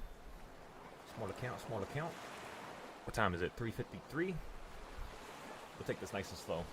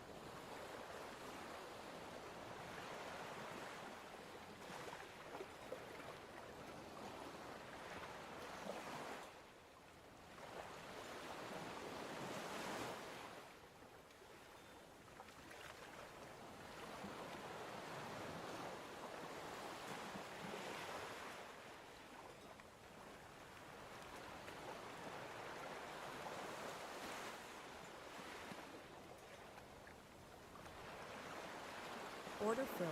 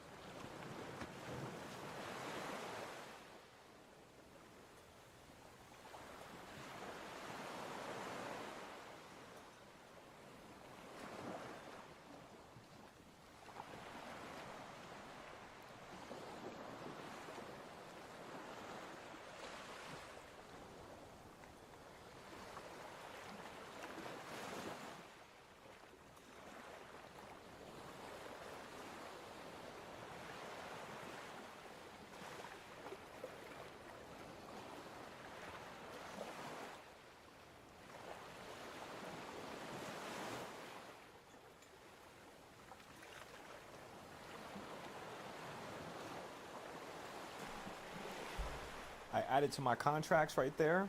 So I got another little one at the bottom there. Trying to play for like a nice little $200 run up. Currently we're up around 24. Market just closed, so we're gonna have to sell out of this real soon, of course.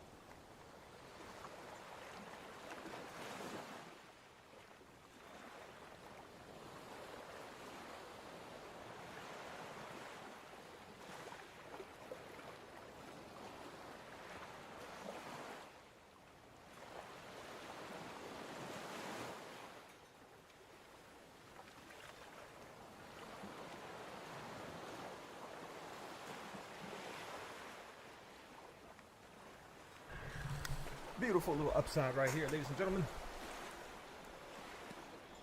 Market's about to close right now.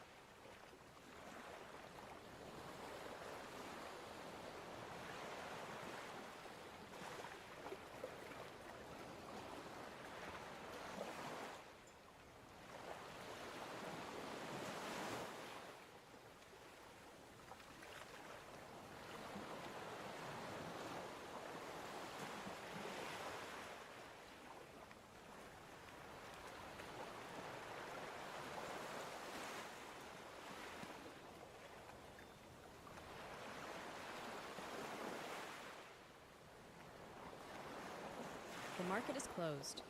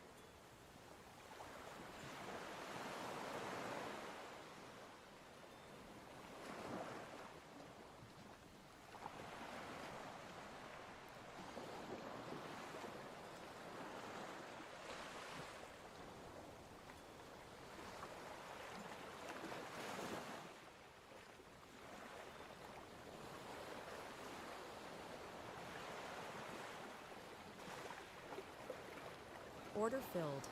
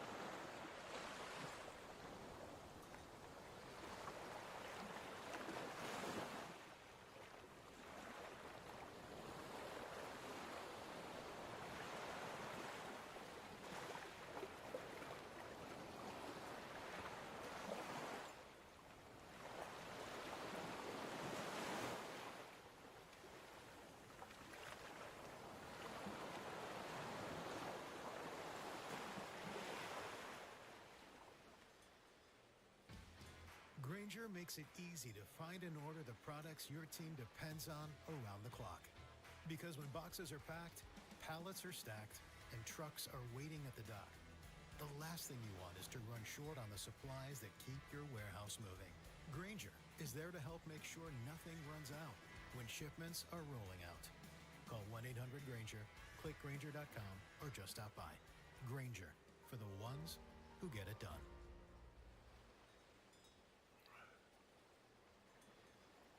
What's up, guys? Welcome to the Ben Mala Podcast. We're here to answer any real estate questions you have about anything you want. So we're here to answer all your questions, and we also have a big announcement, guys. We have a live show, April the 20th in Tampa, Florida, where they're going to do a huge real estate seminar, going to be networking, going to be making some real improvements in your life. So if you really want to, get in that area and get in that place to make millions and millions of dollars, you need to come to this event, April 20th, Tampa, Florida. Have you ever been to a show? I have. I've been to, I don't even know how much. It's great. I mean, honestly, you're around like-minded people who are really out here trying. What age group? Oh, all over. I've met kids from 14 all the way up to like 70. I think there was a guy over there still. Okay. But it's definitely the place you need to come, and it's real Basically, stuff. you get together with friends, right?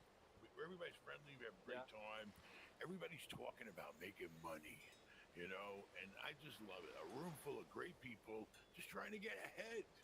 All right, just trying to figure out what they got, what their next move's going to be. I learn from other people all the time. I learn from everybody. Everybody can learn from everybody. And it's just the atmosphere alone. It's just you come into my hotel so you can relax. Okay, you're in the owner's hotel, and you're my guest, and we have a great night. The food was actually really good the last time, and it's a great night. Just everybody get in the mood. You got to put your head in the mood. You got to get in that zone, baby, and that's what we do. We're all there for a positive thing, to have a great night, talk about how you can make money and better your life. That's what we're there to do. And it's great because you got people who come from all over, and everybody's got a different story and a different path to go. It's great, because everybody's got a different life. And if you're not local to Tampa, you're also in a completely new city that's absolutely thriving in the real estate market and business and everything. So and we got a shuttle too. Pick you up from the airport. Yeah, right from the airport. 4 Point Sheridan, that's where it's at, You see the hotel on video, come down and see it live and hang out with us live. Me, little Ben, Vincent, Aaron, Carla. It's just a great night, and it's a positive night because we're there. We do a real course. It's a real estate crash course. Okay, raw, 101. Yeah, and you're going to get info from, starting in real estate all the way to managing multi-million-dollar portfolios. So you get all the knowledge you want. It's pretty much a huge seminar, too, that we got, and it's just giving you what we know. Go to benmal.com/live. Get your ticket, because honestly, we can only have so many people. The room only holds 150 tops, I think, 200 maybe, I don't know. But get the ticket. It's April the 20th, right here in Tampa, in our hotel. Book your ticket and have a great night with us. And I guarantee if you come, you will not regret anything. You won't regret anything if you come. Otherwise, it's Sunday, and I'm worn out. You know why? My wife says I got to go to dinner tomorrow. We had to go to dinner last night at the country club for a close friend's birthday. Dinner.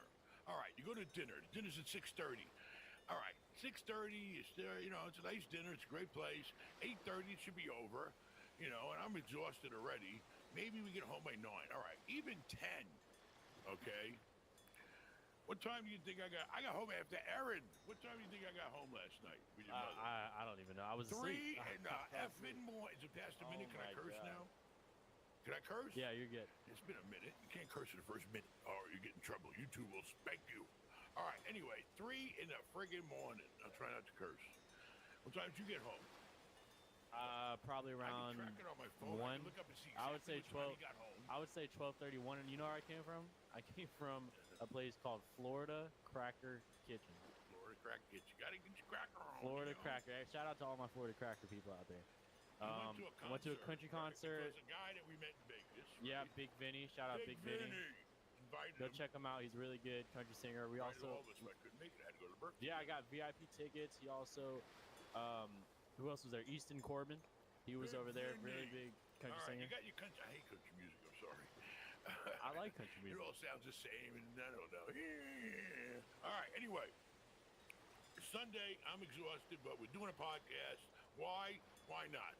Because some people like it. If somebody likes something, I try to do it. I'd like to make people happy. If the whole world would try to make everybody happy, it'd be a great place. All right? Plus, TV sucks. There's nothing to watch on TV. It's a total joke. How can I have 2,000 channels and not one thing to watch? Maybe. And I don't think they make any new episodes as American Greed. You know, I like to see the idiots that do stupid shit and think they're going to get away with it. I mean, I don't know. All right, so what else is going on? We got the show coming up, and I'm sure we got a bunch of what's business going we on got in to real do. estate What now? about Let's us? be a real What's going on? estate channel. What's going on with us? I mean, I'm Us. sure we have 1031s coming up. I'm sure we My got life is a millions and millions of nightmare, dollars. Okay, I'm jumping around. What's the next- I've been what's the next spending move? time on deals, and the sellers don't want to cooperate. I just went and looked at a hotel. I had been there, I had Vincent there, I had rented there. I got, we're inspecting the place. We're looking at it, and basically it's it's a good opportunity, but the seller don't want to give you the right price. Why? They got to understand. Listen, if you want to compete in the market in the hotel business, you can't have a shitty hotel. And these people, they don't realize I got to do an exterior rehab on it, and it costs money. You go look at these places that were built back. This place was probably built in the early 80s. Goddamn things, what's that, 80s to 100s, 20 years, and now here we are 24 years later. Oh, this place was built in the 70s. This place is like 50 years old. Okay, when you start looking at properties, it used to be I didn't care, too much how old the property was because it was back then. The property wasn't that old. But now, I'm looking at properties. You got to be careful when you're looking at properties in the 70s and the 80s. You got to start thinking about some serious shit. If you're really looking at any kind of property, I mean, houses especially- normally, you're all right. Especially where it's located too now, because if you got an older property, let's say near the beach, there's so many new laws coming out. Especially with that tragic condo being Buildings have been destroyed. falling down. That's what you're talking about. Yeah. Where was that at? Miami. People are dying. People died in South Florida. A building collapsed. I mean, willows are really right on the salt air, on the salt water, and the salt air deteriorates the steel within the concrete, and the whole thing loses its integrity and comes down. I mean, it's crazy. So, they have these 40-year inspections. And I think, there was some issues with that one with past inspection, or they were in a waiting period or some shit. But you got to be careful with older properties because nothing lasts forever. Not us, not property, not nothing. And back in the 70s and 80s, it depends on the property, where it's at, what it's made out of, what's the plumbing, okay, what's the electrical, and then here, when you're around a lot of salt water, you got to worry about, the weather has been beaten into it, So, you got to check it. And windows, the biggest thing is, if you're buying a building and it was built in the 60s or 70s and you got the original windows, listen, windows cannot last more, windows really don't last 50 years. Why? Because these be old crank bullshit or this up and down shit. I don't know. Point is, windows are a big concern to me. Okay, windows, roofs, those are the big ones that you typically always find an issue with. And then you got to make sure, and then if the place looks like it's still 70s or 80s, that's going to be a problem. You got to dress it up these days. So be careful if you think a property. Well, if you know a property is old, be careful. Anyways, do more homework and do a real good inspection. Shout out to the first super chat of the night, guys. We are doing super chat, so if you want our question read on air, send it on super chat, and we'll try to get to it. So shout out Dennis. Thank you for the first super chat of the night. Hey Ben, what state would you recommend getting your first fourplex in? What should you look for in the property itself? Any state, wherever you live. If you're only going to have a little fourplex, you really want to be close to it. So wherever you live, okay? As far as picking a state that's growing, I don't know. Well, it seems like, it's all over the board. Everywhere's growing, but follow the big shots. If you want to really know where it's growing, follow the big shots. They spend money on determining where it's going.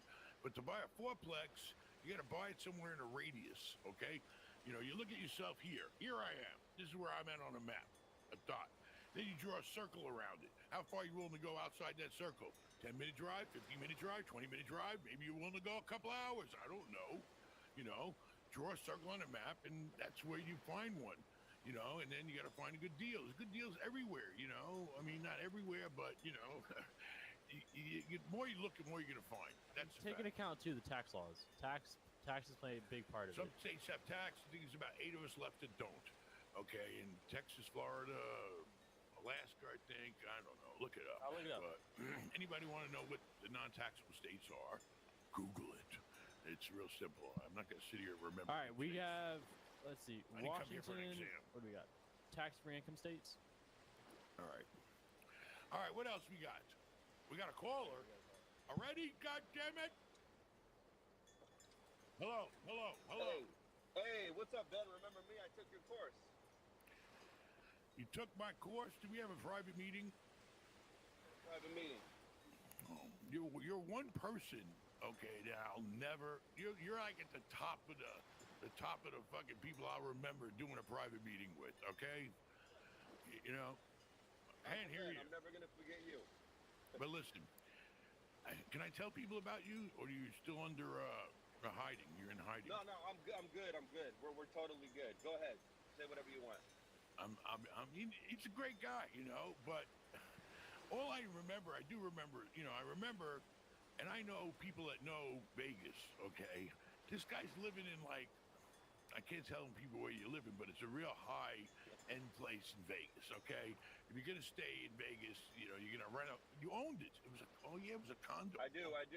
This I'm guy didn't selling just it. rent something fancy. He bought something fancy right in the heart of Vegas, and he's going out to all the clubs, and he's wine and dining and living a life, baby. Are you ready to? Did you sell a goddamn car like I told you to do? I'm in it right now. He's in it right now. It's in yours. What are you in? Can I hear it, Aaron? Can you hear it? Hey, but listen. I got the. Hey, check this out. So, you guys want to save money? What you got to do is go to $49 Montana registration. You register a corporation Montana, and then you literally save like $20,000. $200,000 car cost me $1,000 instead of 18 grand. So, and that took me a long time. I just got the registration back. The car? It's talking about saving money. On the car? Yeah. How much did you pay for the car? How much did you pay for it?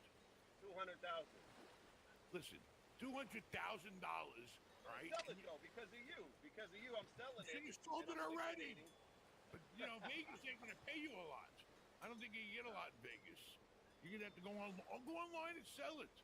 I mean, I don't know. You know, we already Absolutely. talked. You need money in that bank, all right? That fancy car ain't taking you to the next deal.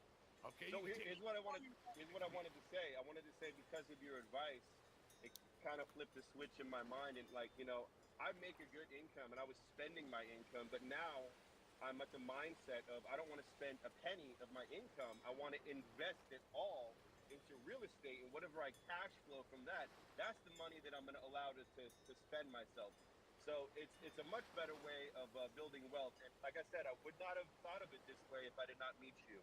You kind of flipped the switch on helping me save money. And also, here's another thing. Now that I'm saving more money, you know, I'm an entrepreneur. I'm looking at other businesses that have a higher barrier to entry, such as loaning my own money, becoming a car dealer, you know, starting a bank or starting a car insurance company. And these all have a high level of capital. So basically, what you've done for me is give me advice to give me much more opportunity. And I will forever be grateful for that. Thank you very much. But listen, did you take the most important advice you should have left with? Okay, I hope you took it. Aaron, don't listen to this. Did you stop at the $1,000 hookers and get a porno cable channel?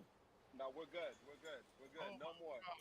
This guy's I'm going to the gym, and I'm getting phone numbers the normal way now. Yeah, try doing things the normal way, all right? The Stop normal way. Money, all right? You're spending money like you're a prince or king, you know, and stop, all right? Get that money saved in the bank. You don't need a guy like you doesn't need to live that goddamn good, all right? Not yet. Do it later. All right, well, Good news on that. I was forced to do so because recently my bank account got shut down because you know why. And then the new bank account, my daily limit before was 10,000. Now it's 500. So now I'm forced to spend money. So it's kind of like a double-edged sword. All I know It's is a good all thing. the crazy people are in Vegas. Vegas is a very listen. It's one thing to go there and have a good time, but the people that live there, oh my God, that's a whole crowd. No. The only reason I moved here is so I could not pay state income tax. You should have went to That's it. Florida like me. It's a Hey, lot man, cheaper.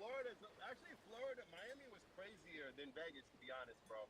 I mean, maybe not Tampa, but Miami is fucking nuts. All right. Well, I'm glad you're on the right track, and I hope you're, because you can make money in Vegas, but you gotta. It's hard to discipline yourself in Vegas being a single guy. It really is. Nah, it's true. And, it's not a good place to go. I almost went there, and I said, hell no, I ain't raising a family here. But there's opportunity, but it's hard to live straight there. It's just too So much. here's what I'm thinking about doing. I'm thinking about selling my place in the Waldorf. I got about maybe 300 liquid to get out of there, and I was gonna buy like a few studios in the trunk. And the good thing about the Trump Towers is they let you Airbnb. Well, a lot of places will not let you Airbnb. They have no problem doing that. So instead of leasing it, I don't know.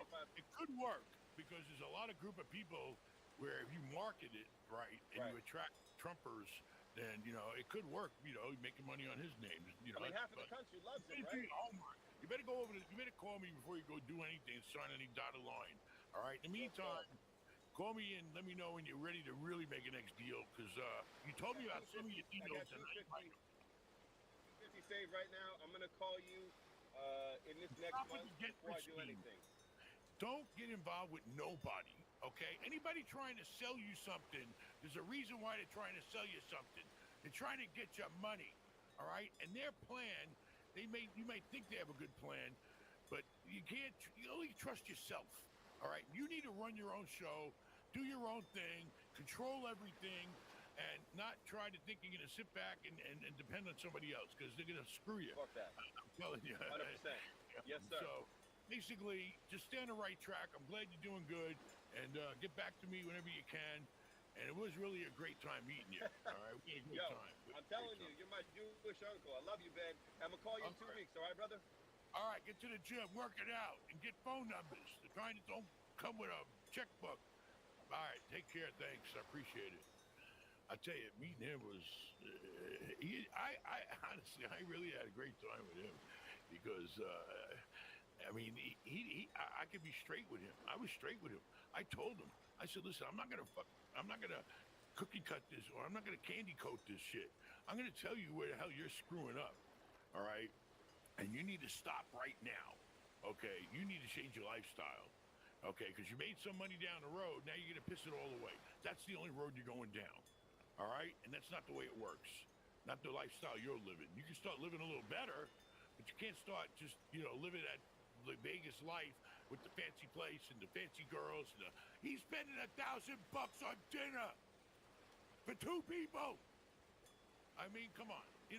Vegas is a very, very expensive place if you want to have a good time. You get a good time, it's going to cost you plenty. So, Vegas you've been is fun. there. I love Vegas. Yeah, Vegas is a everybody great loves place. Vegas, but to live there and try to keep that lifestyle going. Thank God he didn't do drugs or anything like that, because he would last forever. He'd last no time there.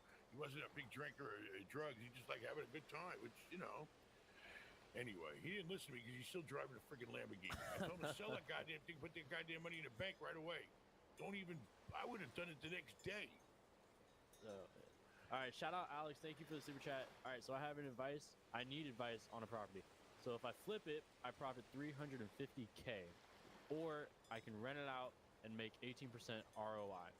The reason for the flip is I can 1031 into a personal home I'm buying, which would result in being debt-free on my personal home. So what's your advice? I don't know. I mean, to seriously sit there and crank numbers, it's going to take 10 minutes. That's why he needs to go to benmal.com/shop and get sold with So Ben. would you take the But, 350K? I mean, the point is this. Whenever you're in a position to either not sure if you want to sell or rent, okay, he said he's going to get 18% return on his money. All right, but if he sells it, he'll have 350 grand. The question is, how much does he have right now, and how is that 350 grand going to change his opportunity? Because if you go back and you rent it out, I mean, you get 18% of your money, but that 18% ain't going to have the bulk of the cash to do another deal. Okay, yeah. So many times in my life, I had to say, I don't want to sell this property. This property's making good money, but I didn't have any goddamn money in the bank to do nothing else, and I already refinanced it and pulled all the money out of it I could, and I didn't have enough. I need a little more, so I had to sell. Because why? Yeah, I was getting 18%. You get 18-20% on your money, but I could make hundreds or millions on the deal if I take that money and throw it in something else. So, you know, over time, it would take me 10 years to make the same money at the return than it would by selling the property. With selling the property, you get all the money now. You sit back and, you know, and you get the return every the next 10 years. That's the story. I always determine this. I look at a deal and say, okay, if I sell this property right now, I'll get 10 times the income right now that I have to wait 10 years down the road for. I'm selling. Because, I mean, I'm not going to be here in 10 years, maybe. Who the hell knows? I'm not waiting. I'd rather get that money now, okay? And these days, you can put the money in the bank and still get 5+%. So, And still use it. or you go to tax-free municipal bonds, which will pay you. The fund, Rochester Fund's paying like 5+%. I think that's like 8% taxable to me, so that's not bad. Anyway, I got to know more about the guy, but listen, what's his next move going to be? If he rents it out, can he make a next move? That's the question. Okay? So he's got to get me on the phone. We got to talk numbers. We got to talk about his life, and we got to figure out what's the right, smartest thing to do. Shout out Jake. Thank you for the super chat. What is Ben going to smoke when Biden outlaws menthol? Biden will hopefully be here soon, and Biden even can't even remember the name of his favorite cookies. How the hell is he going to remember it? I don't know. I don't want to talk about Biden. I don't want to talk about politics because does it make any sense, all right, that, you know, I'm a 58-year-old man and I can't smoke what I want. I'm not hurting nobody, you know, so, I mean, I don't know. But, you know, then again, listen, if it deters all the thing about advertising and marketing, I'm all for because I don't want kids to start smoking like I got, you know, caught into it at the age of 12. So, you know, but, you know, you got the people already doing it, all right? Wait till we're all dead, and then you can stop selling menthols, all right? Maybe that makes sense. You got to find something that makes sense to everybody. That's the problem with politics. Everybody's got their line and way to go. The other people got their way to go. Why can't they just, you know, steer it a little differently and come together? You know, it's like, I don't get it, you know? Stop trying to control stupid things. You know, he's got more important things to worry about than menthol cigarettes, all right? We got 2 wars going on in the world right now. We got people dying, destruction. We got the friggin', it's crazy what's going on in the world right now. So worry about that stuff. Let's get some peace going on in the world. Then we worry about the damn smoking. That should be down below all the other important things that we have in life right now.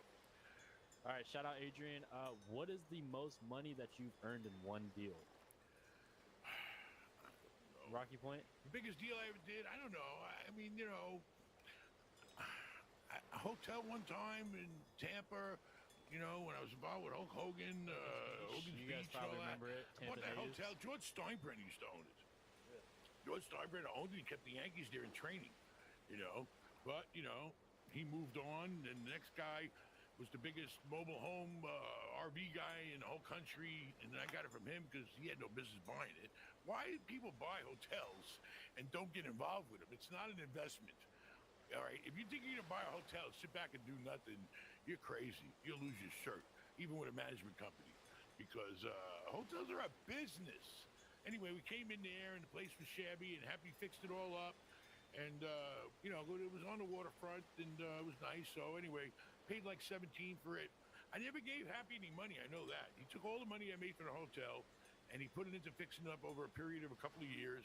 A year, no, he does it quick. And I don't remember ever having to give him money. He took all the money from the income, fixed the place up, and then, I don't know, we owned it for like 3 years, something like that, and we made like $17 million. We bought it for 17, we sold it for 34, I think. So you bought the building for $17 million. And over 3 years, you sold it for $34 million? I got lucky. All right? That shit don't happen all the time. That was probably the biggest one of my career. That's pretty crazy. But, you know, I don't know. And you 1031. Anyway, I asked right you into to the do next me year. a favor, but you didn't do it. What? Because you're too busy What? going to concerts. You gotta. How the hell you got home 1 o'clock in the morning? I track every move he makes. I actually know why his mother likes this thing. I know where he's at, what time he left, everywhere he goes on 360, baby. They should be a sponsor because I use the shit out of 360. We track these kids everywhere they go. And this morning you left the house like what 7? No, I left. Yeah, like 7 a.m. Go out 6:45. fishing. Anyway, I wish I had that kind of energy. Shit. We Anyway, didn't what were we catch talking about? Biggest deal. We already passed that. Yeah, we So already passed. Biggest shout deal. out Jordy. Thank you for the super chat. What's going on in the news?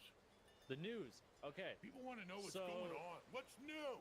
I'm going to do a channel So called one What's thing New? is, squatters. Big problem in real Squatters. estate. Oh my God. DeSantis says that property rights central to Florida's leading fight against squatters. So he is for property rights, which is good. Listen, squatters. The whole thing, it just sounds ridiculous to me. In my 35 years of career, have I experienced it? Not really. I guess my places weren't good enough for the squatters. They went and squatted in nice places. But the lady in New York got arrested because she's trying to get squatters out of her house.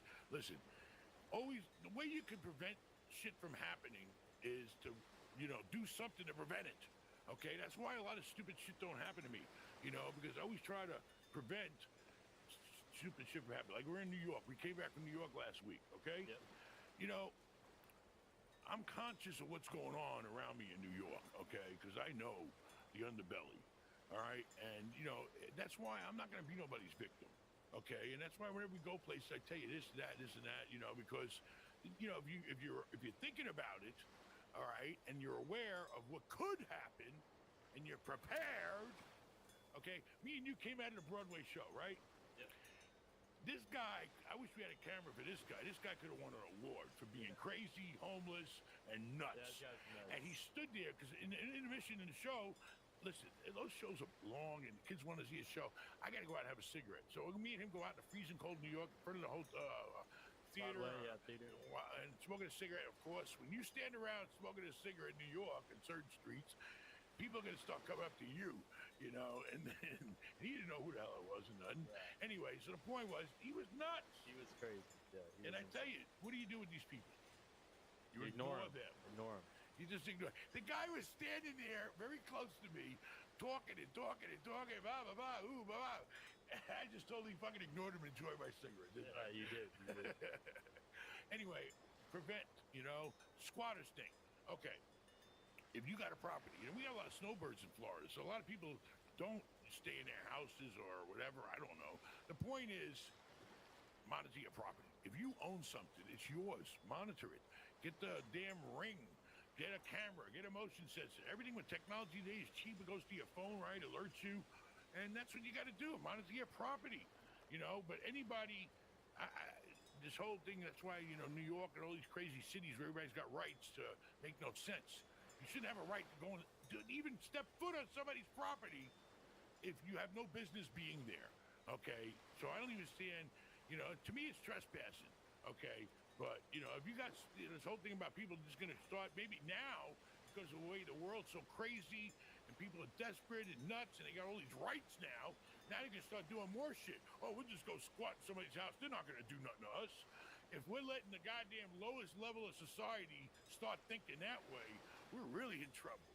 If people think they can just go into an empty house and start staying there, then, things have really gotten out of hand with today's political and rules and laws and all that stuff. Yep. We've gone absolutely cuckoo if people have gone to that level now. It must be a problem because you hear a lot about it, and then if DeSantis is signing bills to crush it, then that's it, So according to the Washington Examiner, DeSantis signed legislation to criminalize squatting, so making it illegal for squatters to move into private property. He also says, he also notes how California and New York people will get punished for just trying to remove squatters from their home. It's ridiculous. Yeah, it's ridiculous. It's your property. Protect it. Monitor it. All right? And as soon as you think something's going on there, act. We got all kinds of things put in place to watch our properties or whatever. I don't know. You have a day, and you'll probably see it maybe on a video. Me and Paulie were out riding our trikes, and we said, hey, let's go buy the property. That's what we do. That's what I do for fun. That's how this damn business, engulfs my life. You know, we're out trying to go out for a bike ride. What do? We end up going to properties and checking them. Makes sense. Kill two birds with one stone. I mean, go out for a bike Friday ride, night. we get to check our property. Friday night, we went to my uncle's birthday party, and we go drive a property in Tampa that we're looking at to buy. And what time of night was that? That was, I don't know, midnight, maybe? Midnight, probably. You know, looking at properties because Vincent's driving the van, and he took us all, you know, to Tampa, so we're going to take a bunch of cars. So anyway, after I said, well, we're in Tampa. I said, why not? Let's go. Vincent, take us to the properties you want us to buy, you know, and so anyway, that's what we do. You know, we mix our business with our pleasure, and you know, and you're getting a lot done then. So anyway, getting back to the squatters, we went behind the shopping plaza we got, and the weather's nice. When the weather gets nice in Florida and other places, people will sleep outside. You know, they guts. I wouldn't do it. Shit, I didn't even do it in the army. With an army around me. Anyway, these people set up camp, and we found there, getting there, ready to build. They had found this little cubby hole in the back where the load dock was at, and they're getting ready to build themselves a goddamn summer place, you know.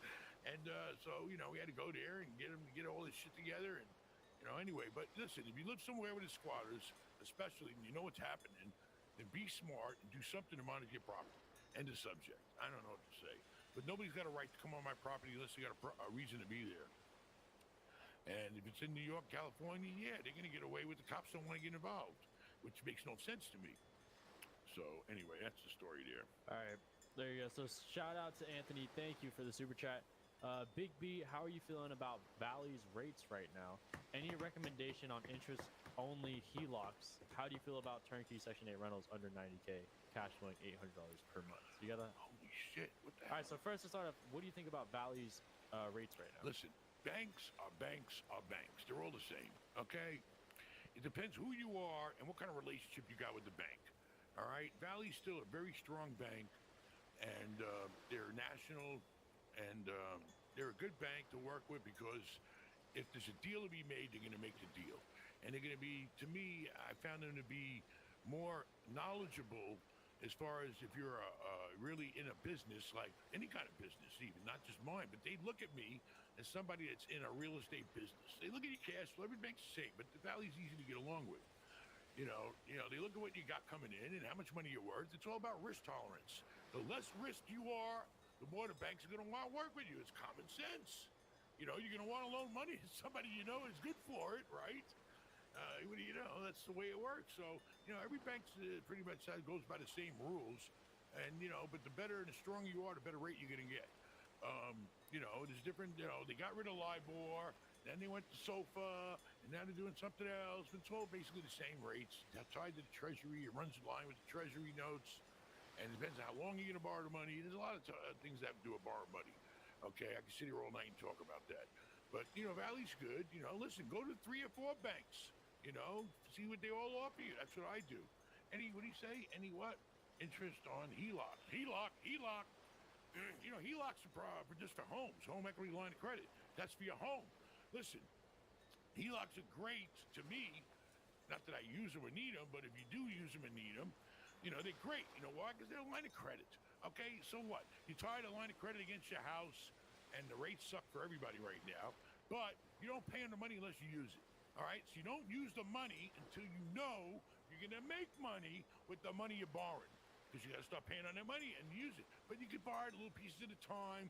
You can pay it back in a little pieces at a time.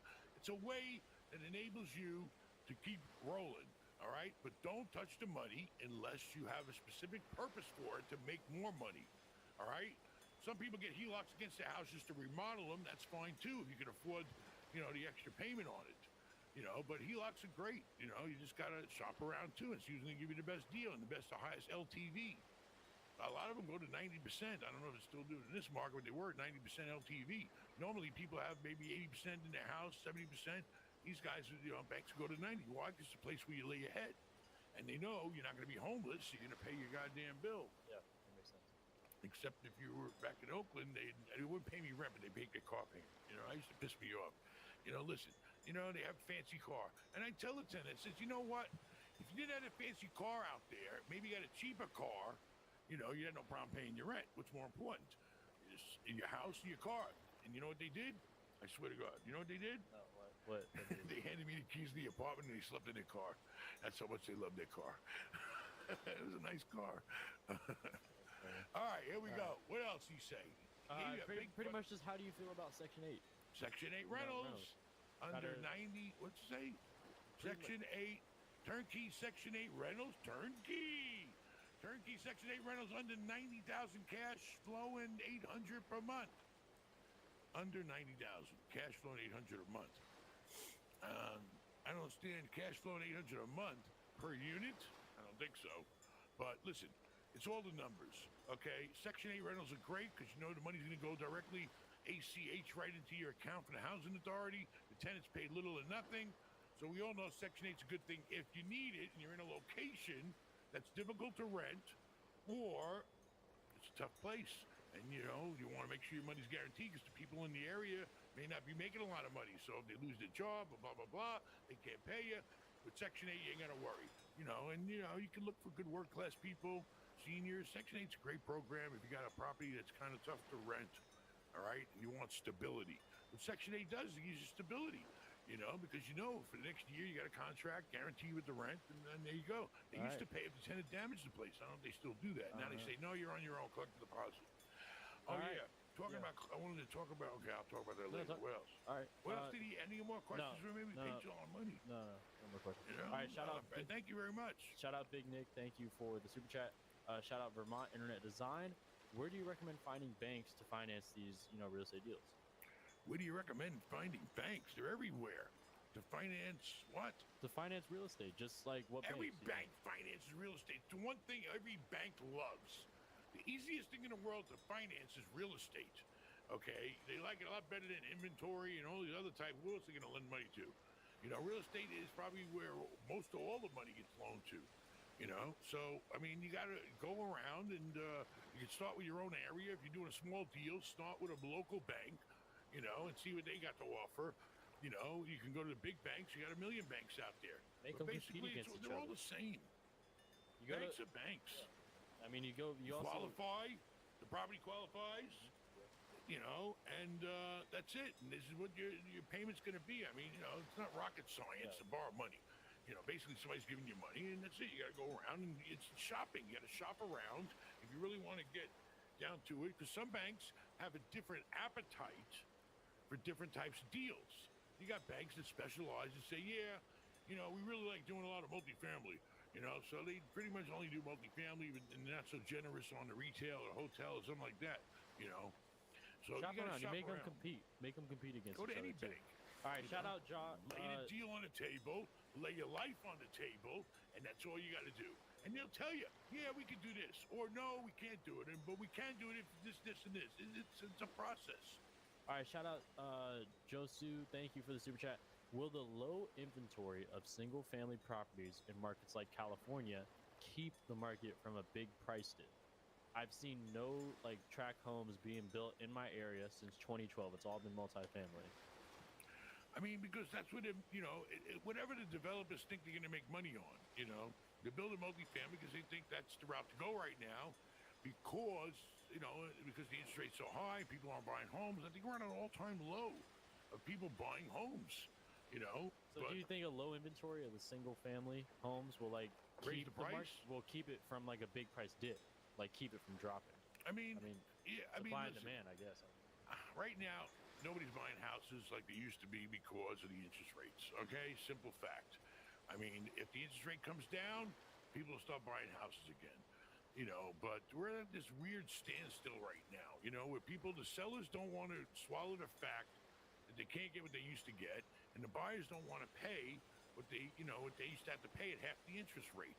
You know, so the values are just not making sense right now, and that's why brokers are telling me every day they're crying, they're begging for a deal, they're begging to close a deal. They're not closing deals like they used to. Okay, the home market has came, not a total shutdown, but it's come to where it's just creeping along. You know, it ain't moving, baby. Things ain't shaking and moving right now in real estate. Let me tell you. And I'm waiting. You know, I'm hoping the shaking and moving starts when you see distress. You know, because let me tell you something. Right now, I know this for a fact. It's no secret, okay? And I'm only going to tell you things that I believe are facts. Right now, everybody that borrowed money back in 2020, okay, or 2019, those people, if they were in apartment buildings and commercial loans, a lot of them didn't go out for long-term financing, okay? A lot of people don't go out for that financing, that business. Why? Because there's all kinds of costs associated with penalties, and they make it to where you're going to keep that loan. If we're going to give you this good rate, you're going to keep that loan for 10, 20 years. A lot of people don't do that. I don't do that. So what happens is you go out and you borrow money on 3-year, 5-year, 7-year, or 10-year. That's what my experience is, okay? And the shorter time you go out, then the money's going to come due, and now because the interest rates are double, it doesn't mean its debt ratio, your property ain't worth as much as it used to be worth. That's the fact. And right now what they're doing is the banks are scared shitless. They are, I know it. They're not foreclosing, and they can't refinance. So what they're doing, they're closing their eyes and making believe that everything's okay. Hey, as long as the guy's paying his damn mortgage, extend them. The word for 2024 in real estate finance is extend, okay? Because that's all they want to do. They don't want to, rock the boat, start dealing with foreclosures, and start dealing with receiverships, and people going belly up, and people aren't willing to make a capital call to buy down their debt.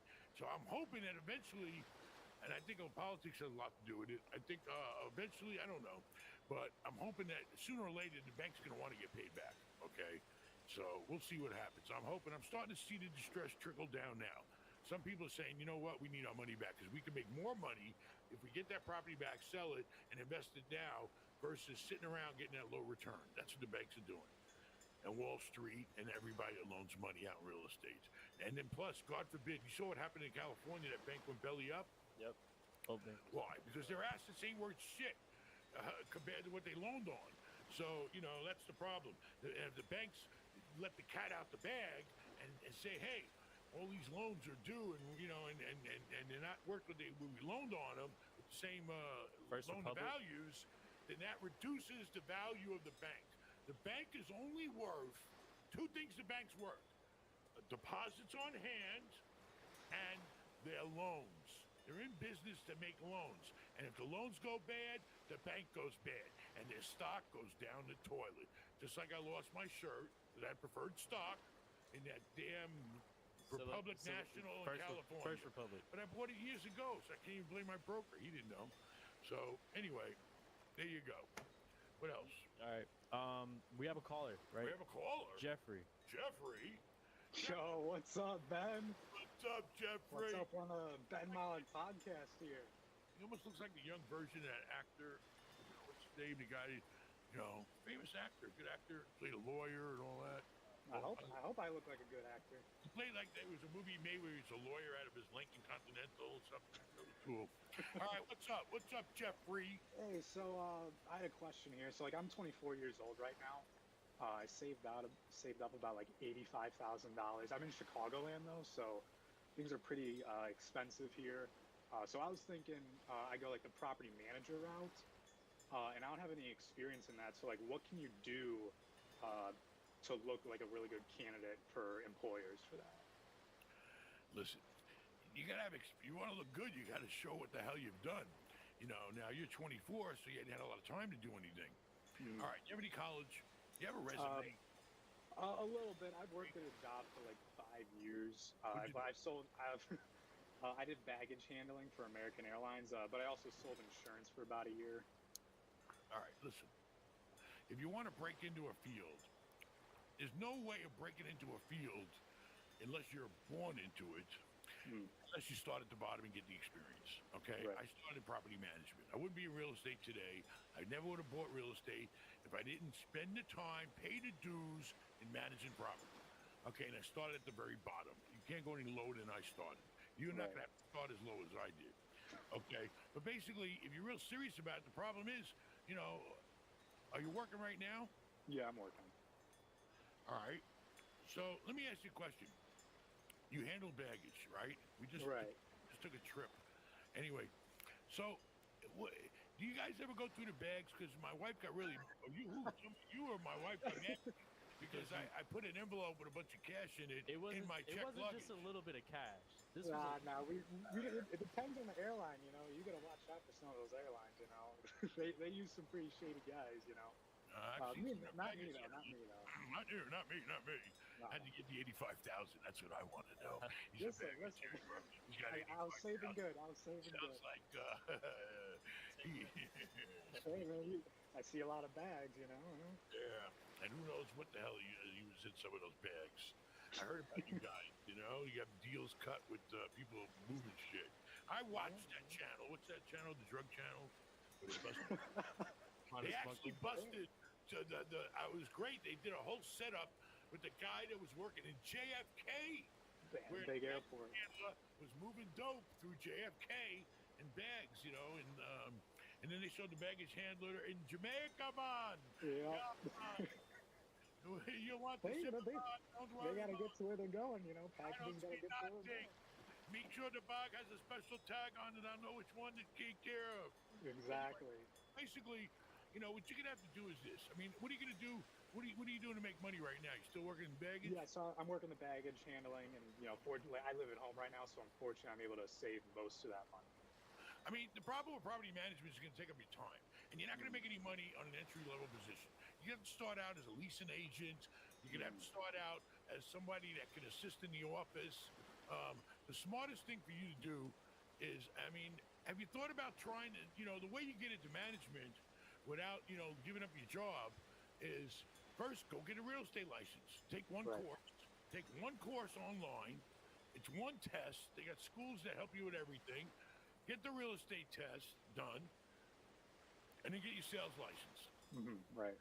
And you need a lake in Chicago? Or you near any high-end condos? And all that shit, or Yeah, what? no, there's some nice areas I'm around. So. All right, so listen, get your real estate license. You can knock it out in probably a couple of months, and then go to the most expensive. Do you have a suit? You own a suit, or you just got your uniform?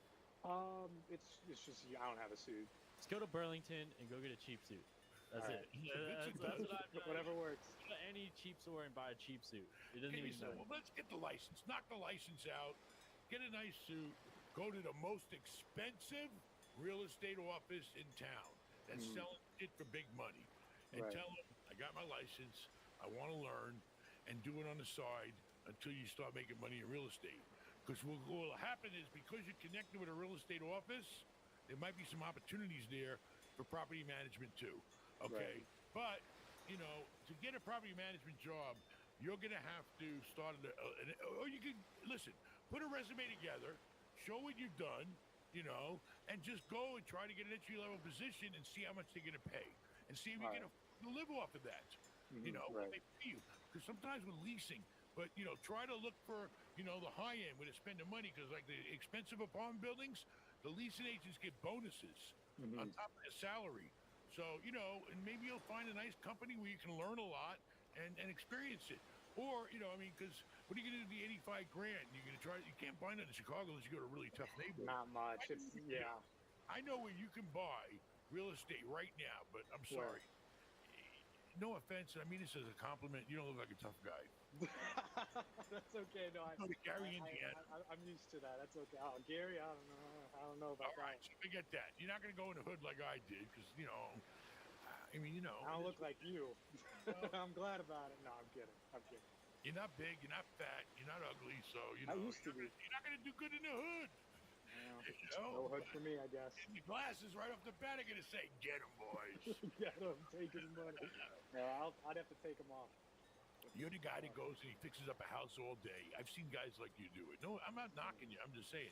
I've seen nice, clean-cut guys really, try, and they go in a really tough neighborhood, and they go in and they put in all this new plumbing, and they fix up a house real nice, and they come back the next day and it's all gone. Oh, that sucks. Sorry for those guys.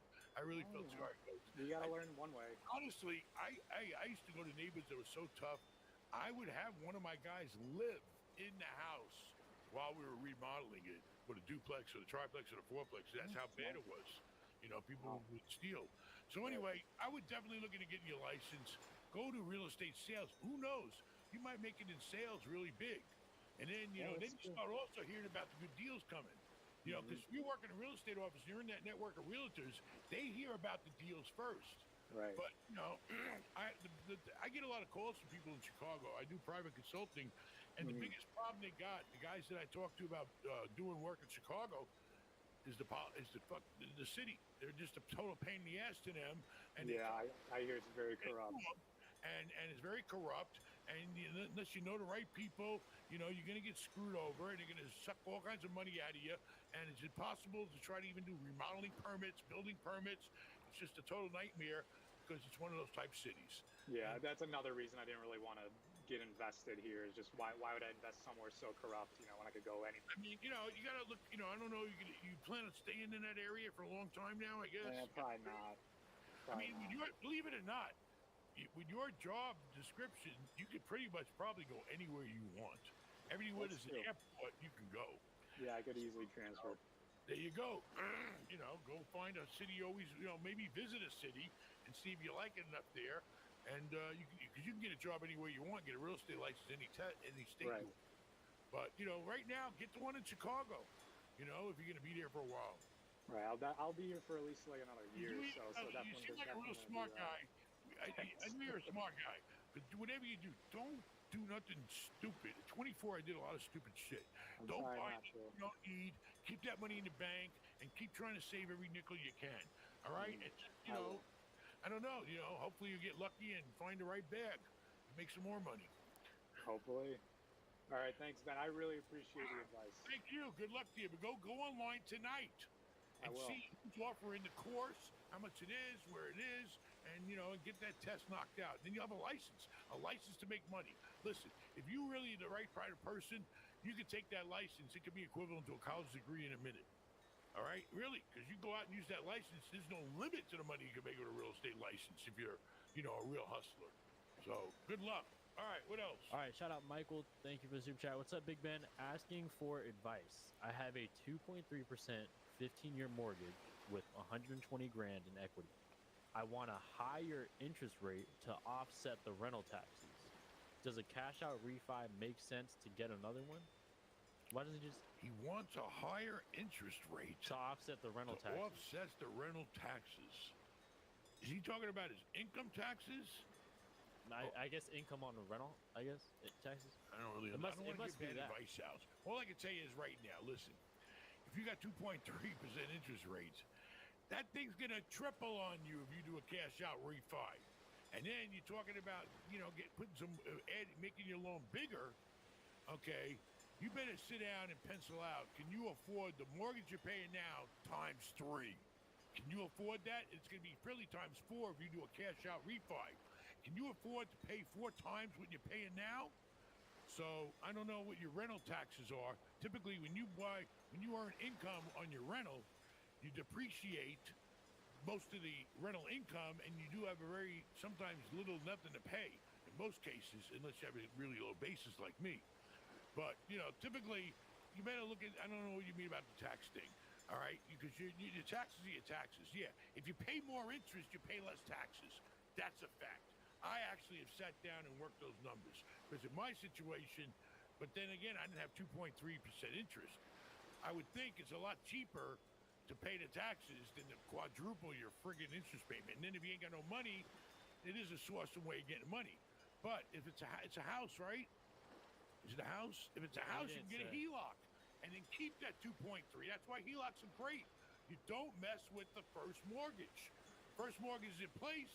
You go out and you borrow a little more at the higher rate, all right? And now you got the money to do something else.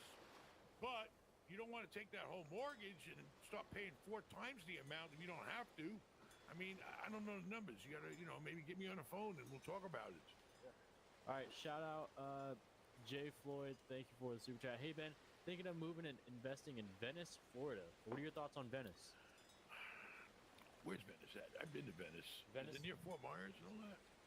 I don't know. I'm not an expert on Venice. It sounds like a nice place. Oh, I live in Venice. Venice, Florida, not Venice, Italy. Where's it at? It's northwest Florida. I mean, Where? not northwest. Near Sarasota? South, yeah. Oh, it's north of Fort Myers. That's what I was trying to say. I said it's around Sarasota. It's on the Gulf of Mexico on Sarasota. Sarasota happens to be a really nice town. I've never heard a bad word about Venice. I don't think it's that big, but you know, it's definitely a vacation type place. What was his question? Just what do you think about it? Well, listen, anything around that beach, anything near the water is going to be nice typically. Okay, that's a fact. Venice, I never heard a bad word about. Sarasota's nice. You need to go down there. You need to spend some time down there. You need to go to benshotels.com, and you can drive there. It's only about 45 minutes from here. Or get a place down there. Check it out. Make sure it lines up with you. You like it. You can make money. You can afford to live there. Do your homework. That's what you got to do when you want to relocate. But Venice, I've never heard nothing bad about it. Sarasota is a great place. You know, it's got little pockets of bad areas close to Bradenton, but get down there and do your homework, all right? And if you come around April 20th, we're having a show. Come by the hotel. Come hang out with us. Go to bedmail.com/live. Get Buy your your ticket. ticket. It's gonna let's sell spend out. a whole night together hanging out, having a great time. You guys better get your ticket. It's gonna sell out. You're gonna be in Tampa, Florida, one of the biggest, growing real estate places in the country, which I would say Tampa's huge. We're gonna have, Go ahead, I just no, remembered something. okay, Monday. Monday. What time can you be here after school Monday? I can be here. Without getting, don't blame me for missing no classes. Oh, I could be here by 3:20. Oh, not that. I need you here by 4:30. I can be here by 4:30. Okay, so school gets out at 3:30. I know you get home in an hour, right? Just don't Well, no, stop. I get out. I get out an early. I get an hour. Chick-fil-A or I some get out shit or an whatever hour the hell early. you do. I get out an hour early, so I can be here by 3:30. All right, be here by 4:30 because I got three. I think the seniors from Tampa Prep coming here. Okay. They had some kind of class where they're doing something to do in film studio class. Okay. And they needed a mansion for their school, and a friend of mine asked me to help the school, so I'm gonna meet three kids here tomorrow and give a tour of the mansion. Sounds good. All right. All right. I'm glad I forgot to tell you. I'll be here. All right. What else we got? All right. Shout out Enricito.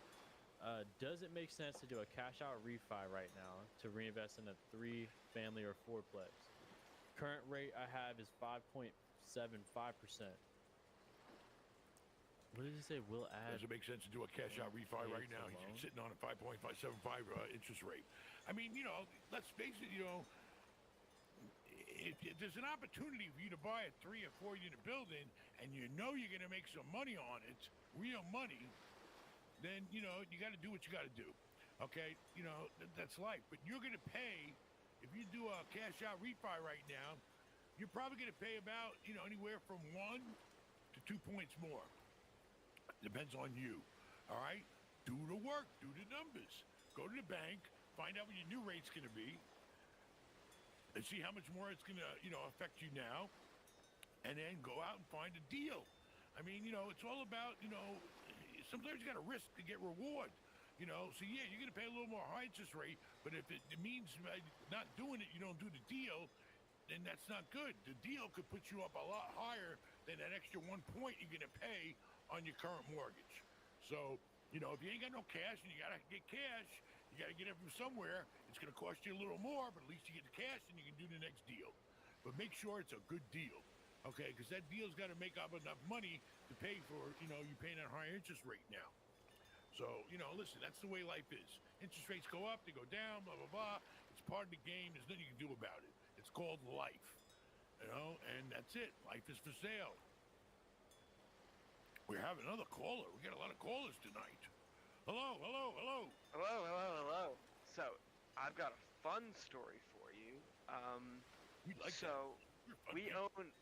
own an end of an island. End of an island. So if I'm not whole sure if you're island. able, if you have a computer next to you, look up Pawleys Island on Zillow, and then look for the south end. And basically, the value was $600. We just got I know who he's talking about. Can you put up his name is Pawleys Island? Pawleys Island. It's 30 minutes south of Myrtle Beach. South Carolina. Yes. I was thinking, it's funny you said that, because honestly, I've been thinking, I watch real estate, and it seems like I don't know anything about Myrtle Beach, and I want to go there. I'm just telling you that. I want to go there because their beach prices are cheaper than ours in Florida, but how much business do they get? Beach prices, they're more expensive. 100-foot section they're asking, I see it, $3.9 million. For what? On this island? Yes, and island. You have a boat. the bottom of the island that we, or the bottom of What's the on island the that we island? own, What's on the island? the bottom, the south end, How big is it? absolutely nothing. Why do people That's- go there? What's the story? Islands are So- weird. Because they did they made a renourishment project, but now it is invading the next island, and it is a very rich family. They're donated hundreds of millions of dollars. What's the point? How are we gonna make some money? Okay, so they offered us 100 mil. They offered us first. Well, can you give it to us for free? And we said no. Then they offered 250. We said no. Then they offered 500,000. We said no. Then they offered $1 million. And we know that one of the parties involved in the lawsuits has an insurance policy up to 4.5 million. So, what do you do? Are there any comps? Do you have any comps? Has anybody ever sold anything on this island before? They have to buy it because What is it, otherwise Gilligan's Island? they're forced to buy it. Who's buying it?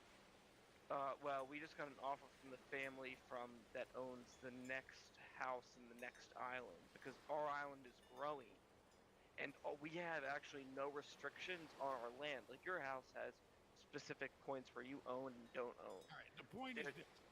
What is it? What is the value in the land? Is there any comps? Has anybody ever sold a piece compared to you on that island? What size is it? What size is your piece? How many acres? It keeps growing. What do you mean? The island's growing? Yeah. Yes. Because of this. You own a piece of an island. Yes. The sand's Yes. You own a piece of an Sand. island. Just talking about the sand's actually growing in his beach. Like it's No, growing. only Correct. sand grows No, in the Bahamas. It's not growing, but like it's coming in from the tide. All Yep. right. Yep. No, it's growing. The whole entire piece is growing. How long have you So- owned this piece of an island? Oh, forever. Our family has a long history. That's why they were like, "Oh, you're friends with us. You should What give do it to us you- for free." what was the purpose of owning it? What did you do with it? You go there and you go, what do you do? We hoped one day to build a house on it because these houses are $3, $4, $5 million. So the value is in building a house on the island. That's where the value You is. cannot build a house there, so it was valued at $600, and now they have to. The county or the family across the street has to buy it. So they're forced to buy it. So what do you do with? Do you hold out and keep asking for more and just go up to the You know, let me maximum tell of the you insurance? something. You know, I hate to ever just talk out of my you know what. The market is This open. is a complicated. There's a lot of things that are pieces to this puzzle here. I mean, you know, me and you would have to really sit down for like at least 10 minutes straight, 15 minutes, and talk about the specifics, what your options are, you know, what are your choices, and what's the best choice to make. Okay, I need to know all that shit. Well, there's too many details. You know, an island. How many people have to sell a piece of an island? You're like 1 in 100 million. No, you're 1 in a billion, or probably, or more than that. Yeah. I mean, it's a very, you know, unique situation. I can't just, you know, say what I would do until I know all the factors involved. So you really should get a hold of me in a serious way on the side and call or file and make a call or something, and let's talk about it. Because then I'll do some homework and try to understand it and know all the factors. Yeah, it's just You a know, really listen, interesting it's all story about, because you know, they have to buy it. I need to know where your Somebody has to family, buy where it. you're at, who's the money go to, who, you know, how's it going to affect your life now if you sell it? You haven't done one in all these years. Maybe it's a perfect. It could be a great opportunity for you to finally get rid of this thing that ain't made you no money and it's just, you know, an asset in your own. I don't know. We got to sit down and talk serious about it. So I don't want to be rude, but I can't sit here all night and really get in because I would never want to give you no bullshit information. I want to give you a lot. It's just, like if you see it on the map, it's just crazy. That's Looking at why. it, I'm looking at it right we're here. looking at it, but And it's then all about see- If you value. look at if you look at the satellite, I've been in the heart of New York City, been offered shit, and said no. Okay, in the most expensive streets in New York City, and I've said no because it didn't make sense. You know, so it's all in the value. What can you do with this piece of property? Every property has a value based on what you can do with it and what you want to do with it and how's it benefiting you. That's what it's all about. So we have to sit down and figure out. currently it's a public beach. I don't know. The whole thing doesn't. It's too much for me to comprehend, you know, that quickly to try to picture. Because I have to picture myself in your shoes. You know, a public beach. I don't know. I mean, this beach is public behind me. It's all about where's the value? Can somebody build on it? Is somebody just going to sit on it? Is it eminent domain type situation? You know, what's the story here? You know, and what can the place do for you? You know, and how can that money by selling it help you and benefit you and your family? That's what matters. We don't need the money. That's the thing. So that's why, do you just keep pushing and say, do you go for that $4.5 million insurance you play policy? A game, you always play a game as far as you can play it. Okay, if you think that there's some big number by you playing out and holding out, then you hold out, you play, and you wait it out. But sooner or later, the game's over. So they have to buy it. These two parties I mean, you know, if you could, I don't understand when a $4.5 million comes into play. Somebody suing somebody over $4.5 million. Oh yes, they sued everybody except us because we had nothing to do with this for nourishment project. We just owned the end of the island, and we were paying $7 a year in with our property tax. Well, And but if you own the house next door, you have a right. Your property tax is $60,000. Do you have a right to join the lawsuit? I don't know. I don't even know. I don't understand your position or the lawsuit part of it. Why?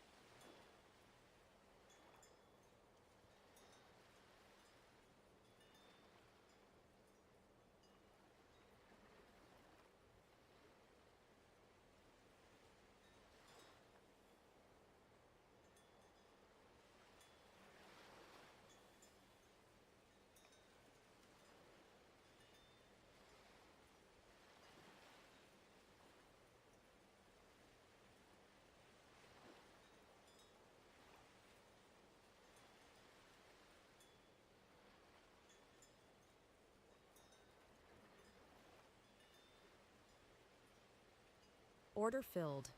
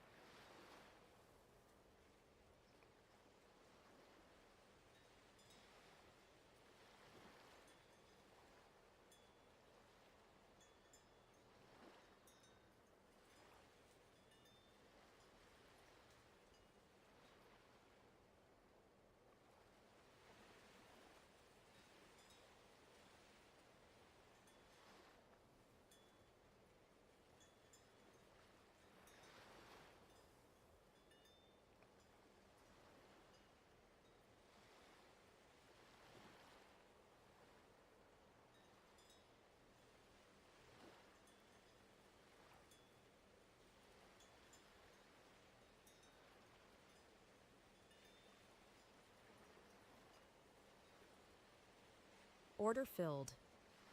Order filled.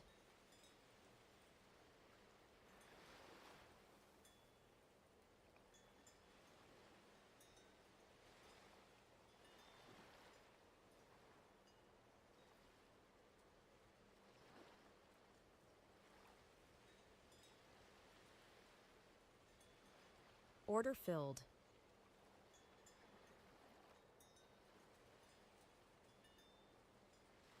Order filled.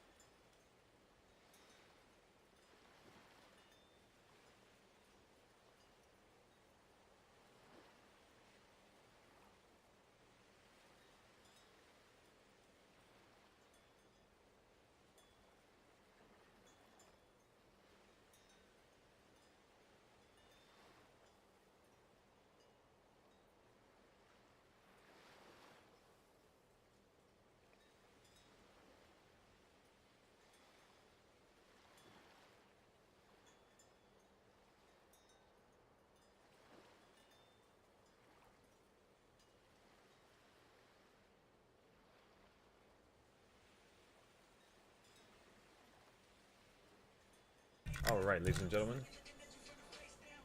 let us continue. The pretty pussy, that's a highlight.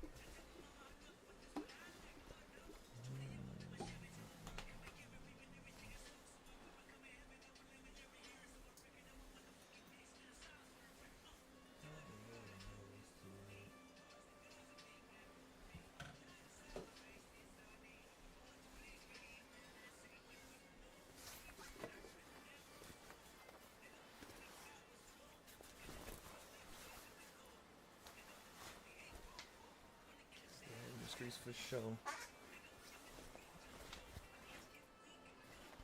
But we gon' be alright.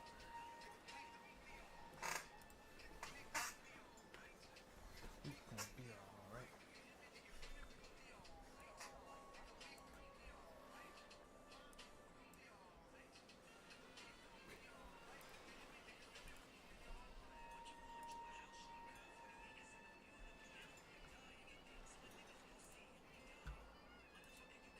Alrighty.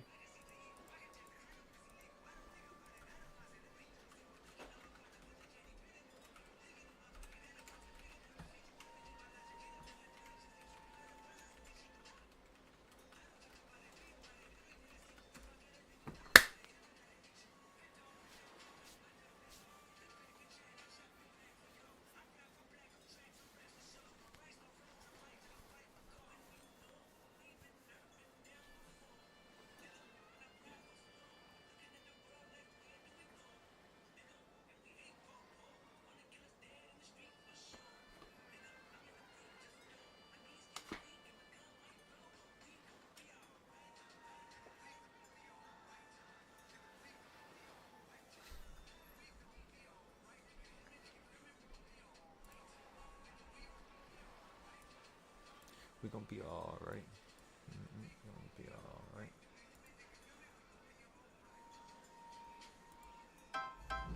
Yeah. Yes, this is protein. Power their play with Ions High Protein. Relay gives us visibility into not just the amount of money we have, but the work that it's doing, and it gives us something to build toward without so much of the financial anxiety that we had before. I got enough to feed the needy.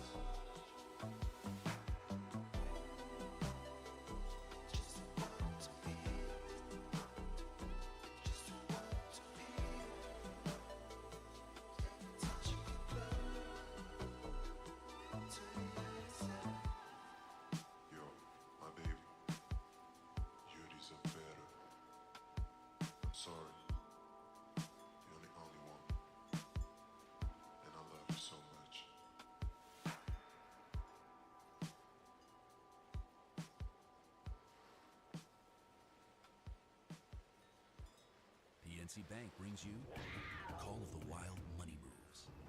Shh. Listen. Hey guys. That's the sound of a multi-level marketing pitch. This is life-changing, you guys. Sounds like she wants you to buy lots of essential oils. They are so essential. And then have all your friends buy essential oils. Are you more of a geranium or lavender fan? Don't look her in the eyes. Guard against wild money moves with PNC Bank. Brilliantly boring since 1865.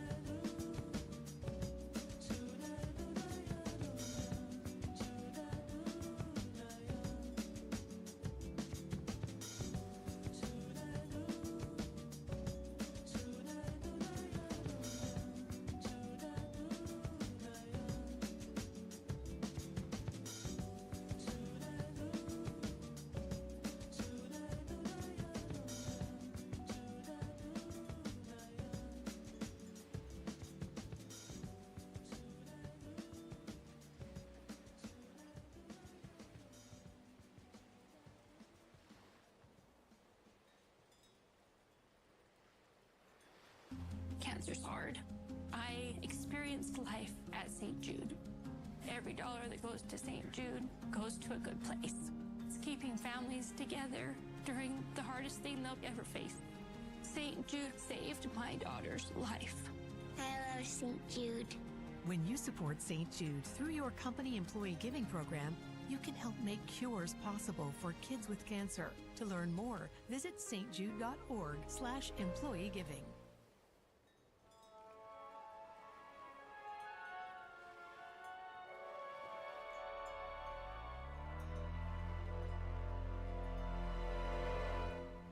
Sure, it's a calming ocean, perpetual emotion, but I don't need the comfort of any lies. I've seen the ending, and there's no ascending rise.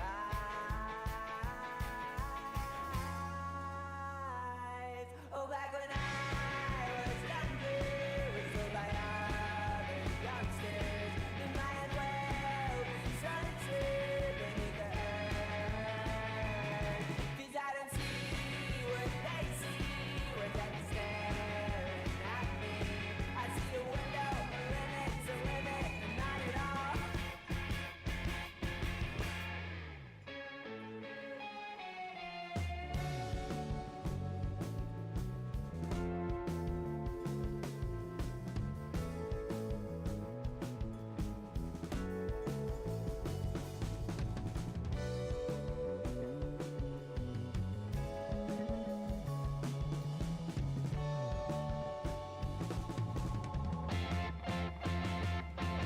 If you could borrow effort to carry on forever, would your life even matter anymore?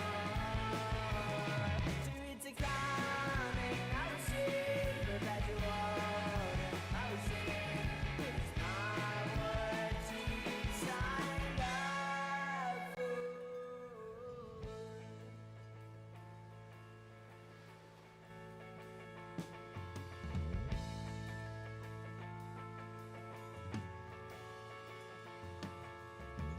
I'm sure there won't always be sunshine, but there's this momentary gleam of light. Don't have to wait the sun to decades to get decades on a frank face.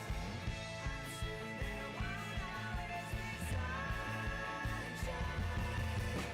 I'm sure there won't always be sunshine.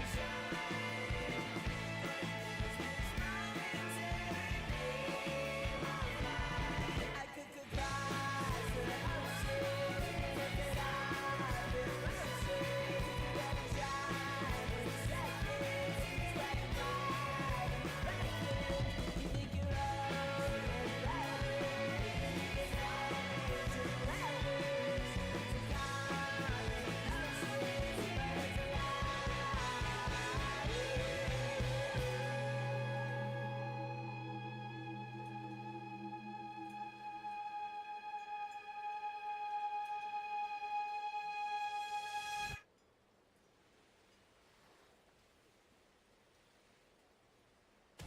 I have all their secrets. People have a right to know the truth. From Steven Spielberg. That truth will upend all established order across the entire world. They're coming. You don't need to fear them. I fear us. Oh, won't you stay for the ride? 'Cause all the views will be nice. Lend the stories that we'll tell our friends. We'll make him laugh until the party ends. Oh, won't you stay for the ride? It's do or die. Let's turn this 10 into 11 and make a jump to 7 heaven.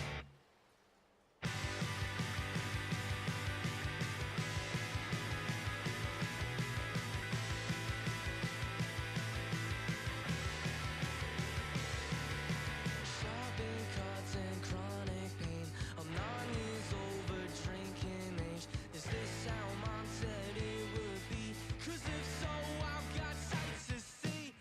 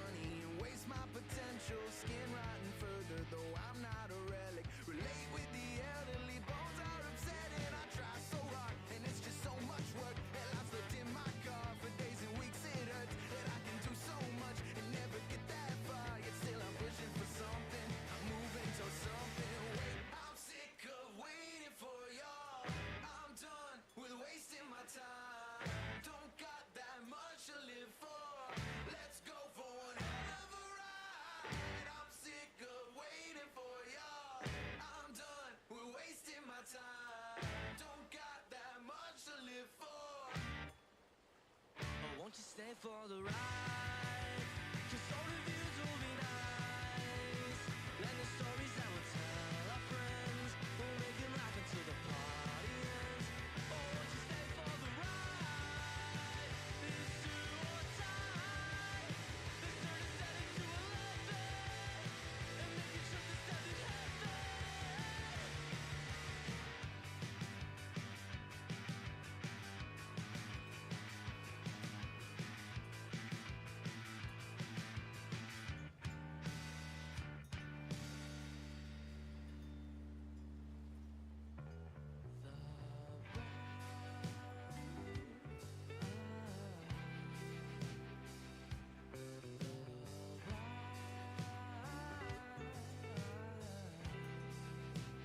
Won't you join the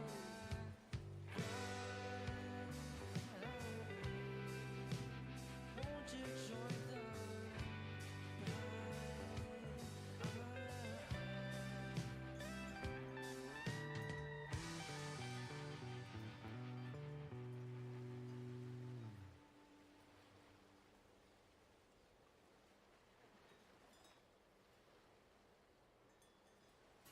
For procurement managers, Grainger is the go-to partner that helps keep your healthcare facilities ready for patients. Because there's no time to manage orders and deliveries from multiple suppliers, Grainger offers everything in one place, from disinfectants to lighting, air filters, and more. All with fast delivery that helps ensure you always have what you need to put patient care first. Call 1-800-GRAINGER, click Grainger.com, or just stop by. Grainger, for the ones who get it done.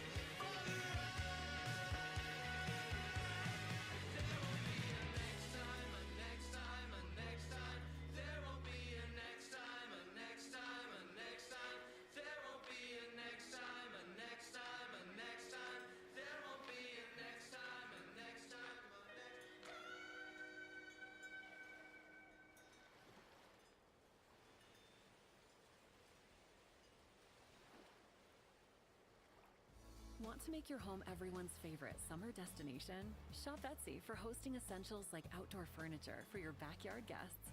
Celebrate summer.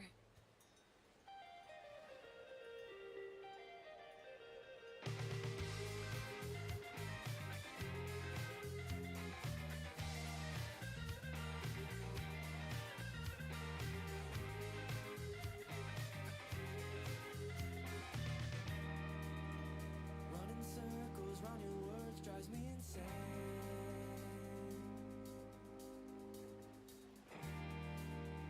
And I'm on surrounded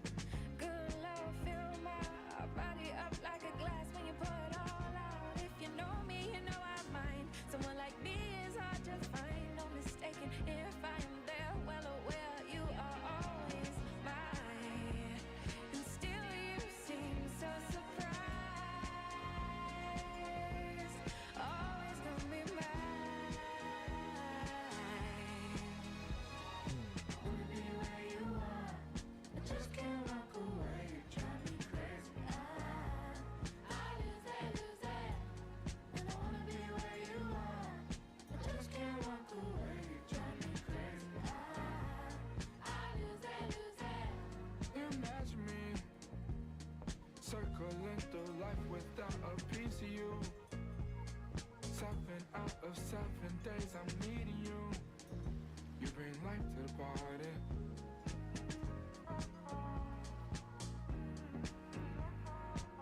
Good love feels like butterflies suffocating your insides. It's a late night, you know I'll try.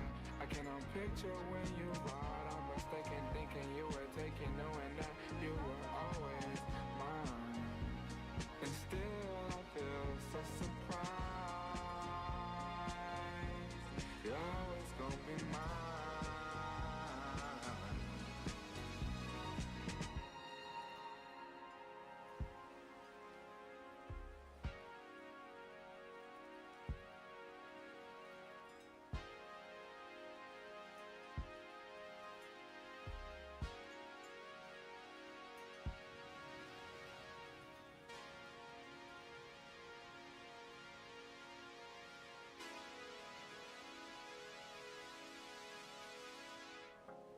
Rarely ever missing, talk is cheap and time is ticking.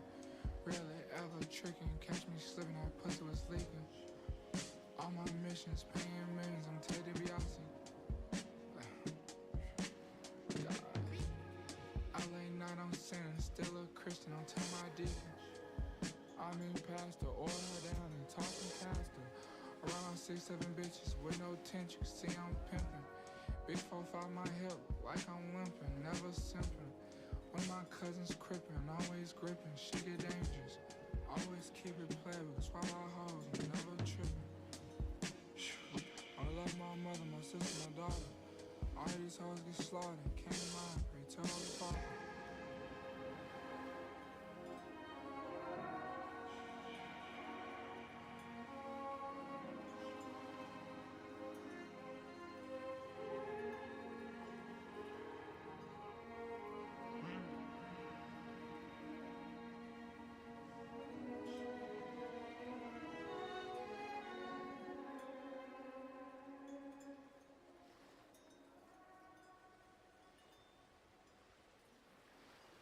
Oye, ma, creo que me voy a comprar una batería. Ok, Rockstar. Déjame ver tu cuenta. Cuando los jóvenes empiezan a ganar dinero, Chase tiene herramientas fáciles de usar y representantes bancarios expertos para ayudarles a aprender a manejarlo.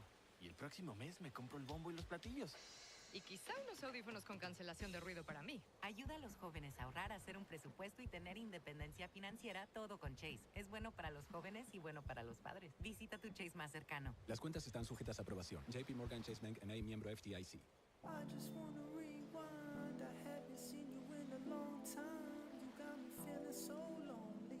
Even when you come through, I can tell that it isn't you. So baby, bring it in closely.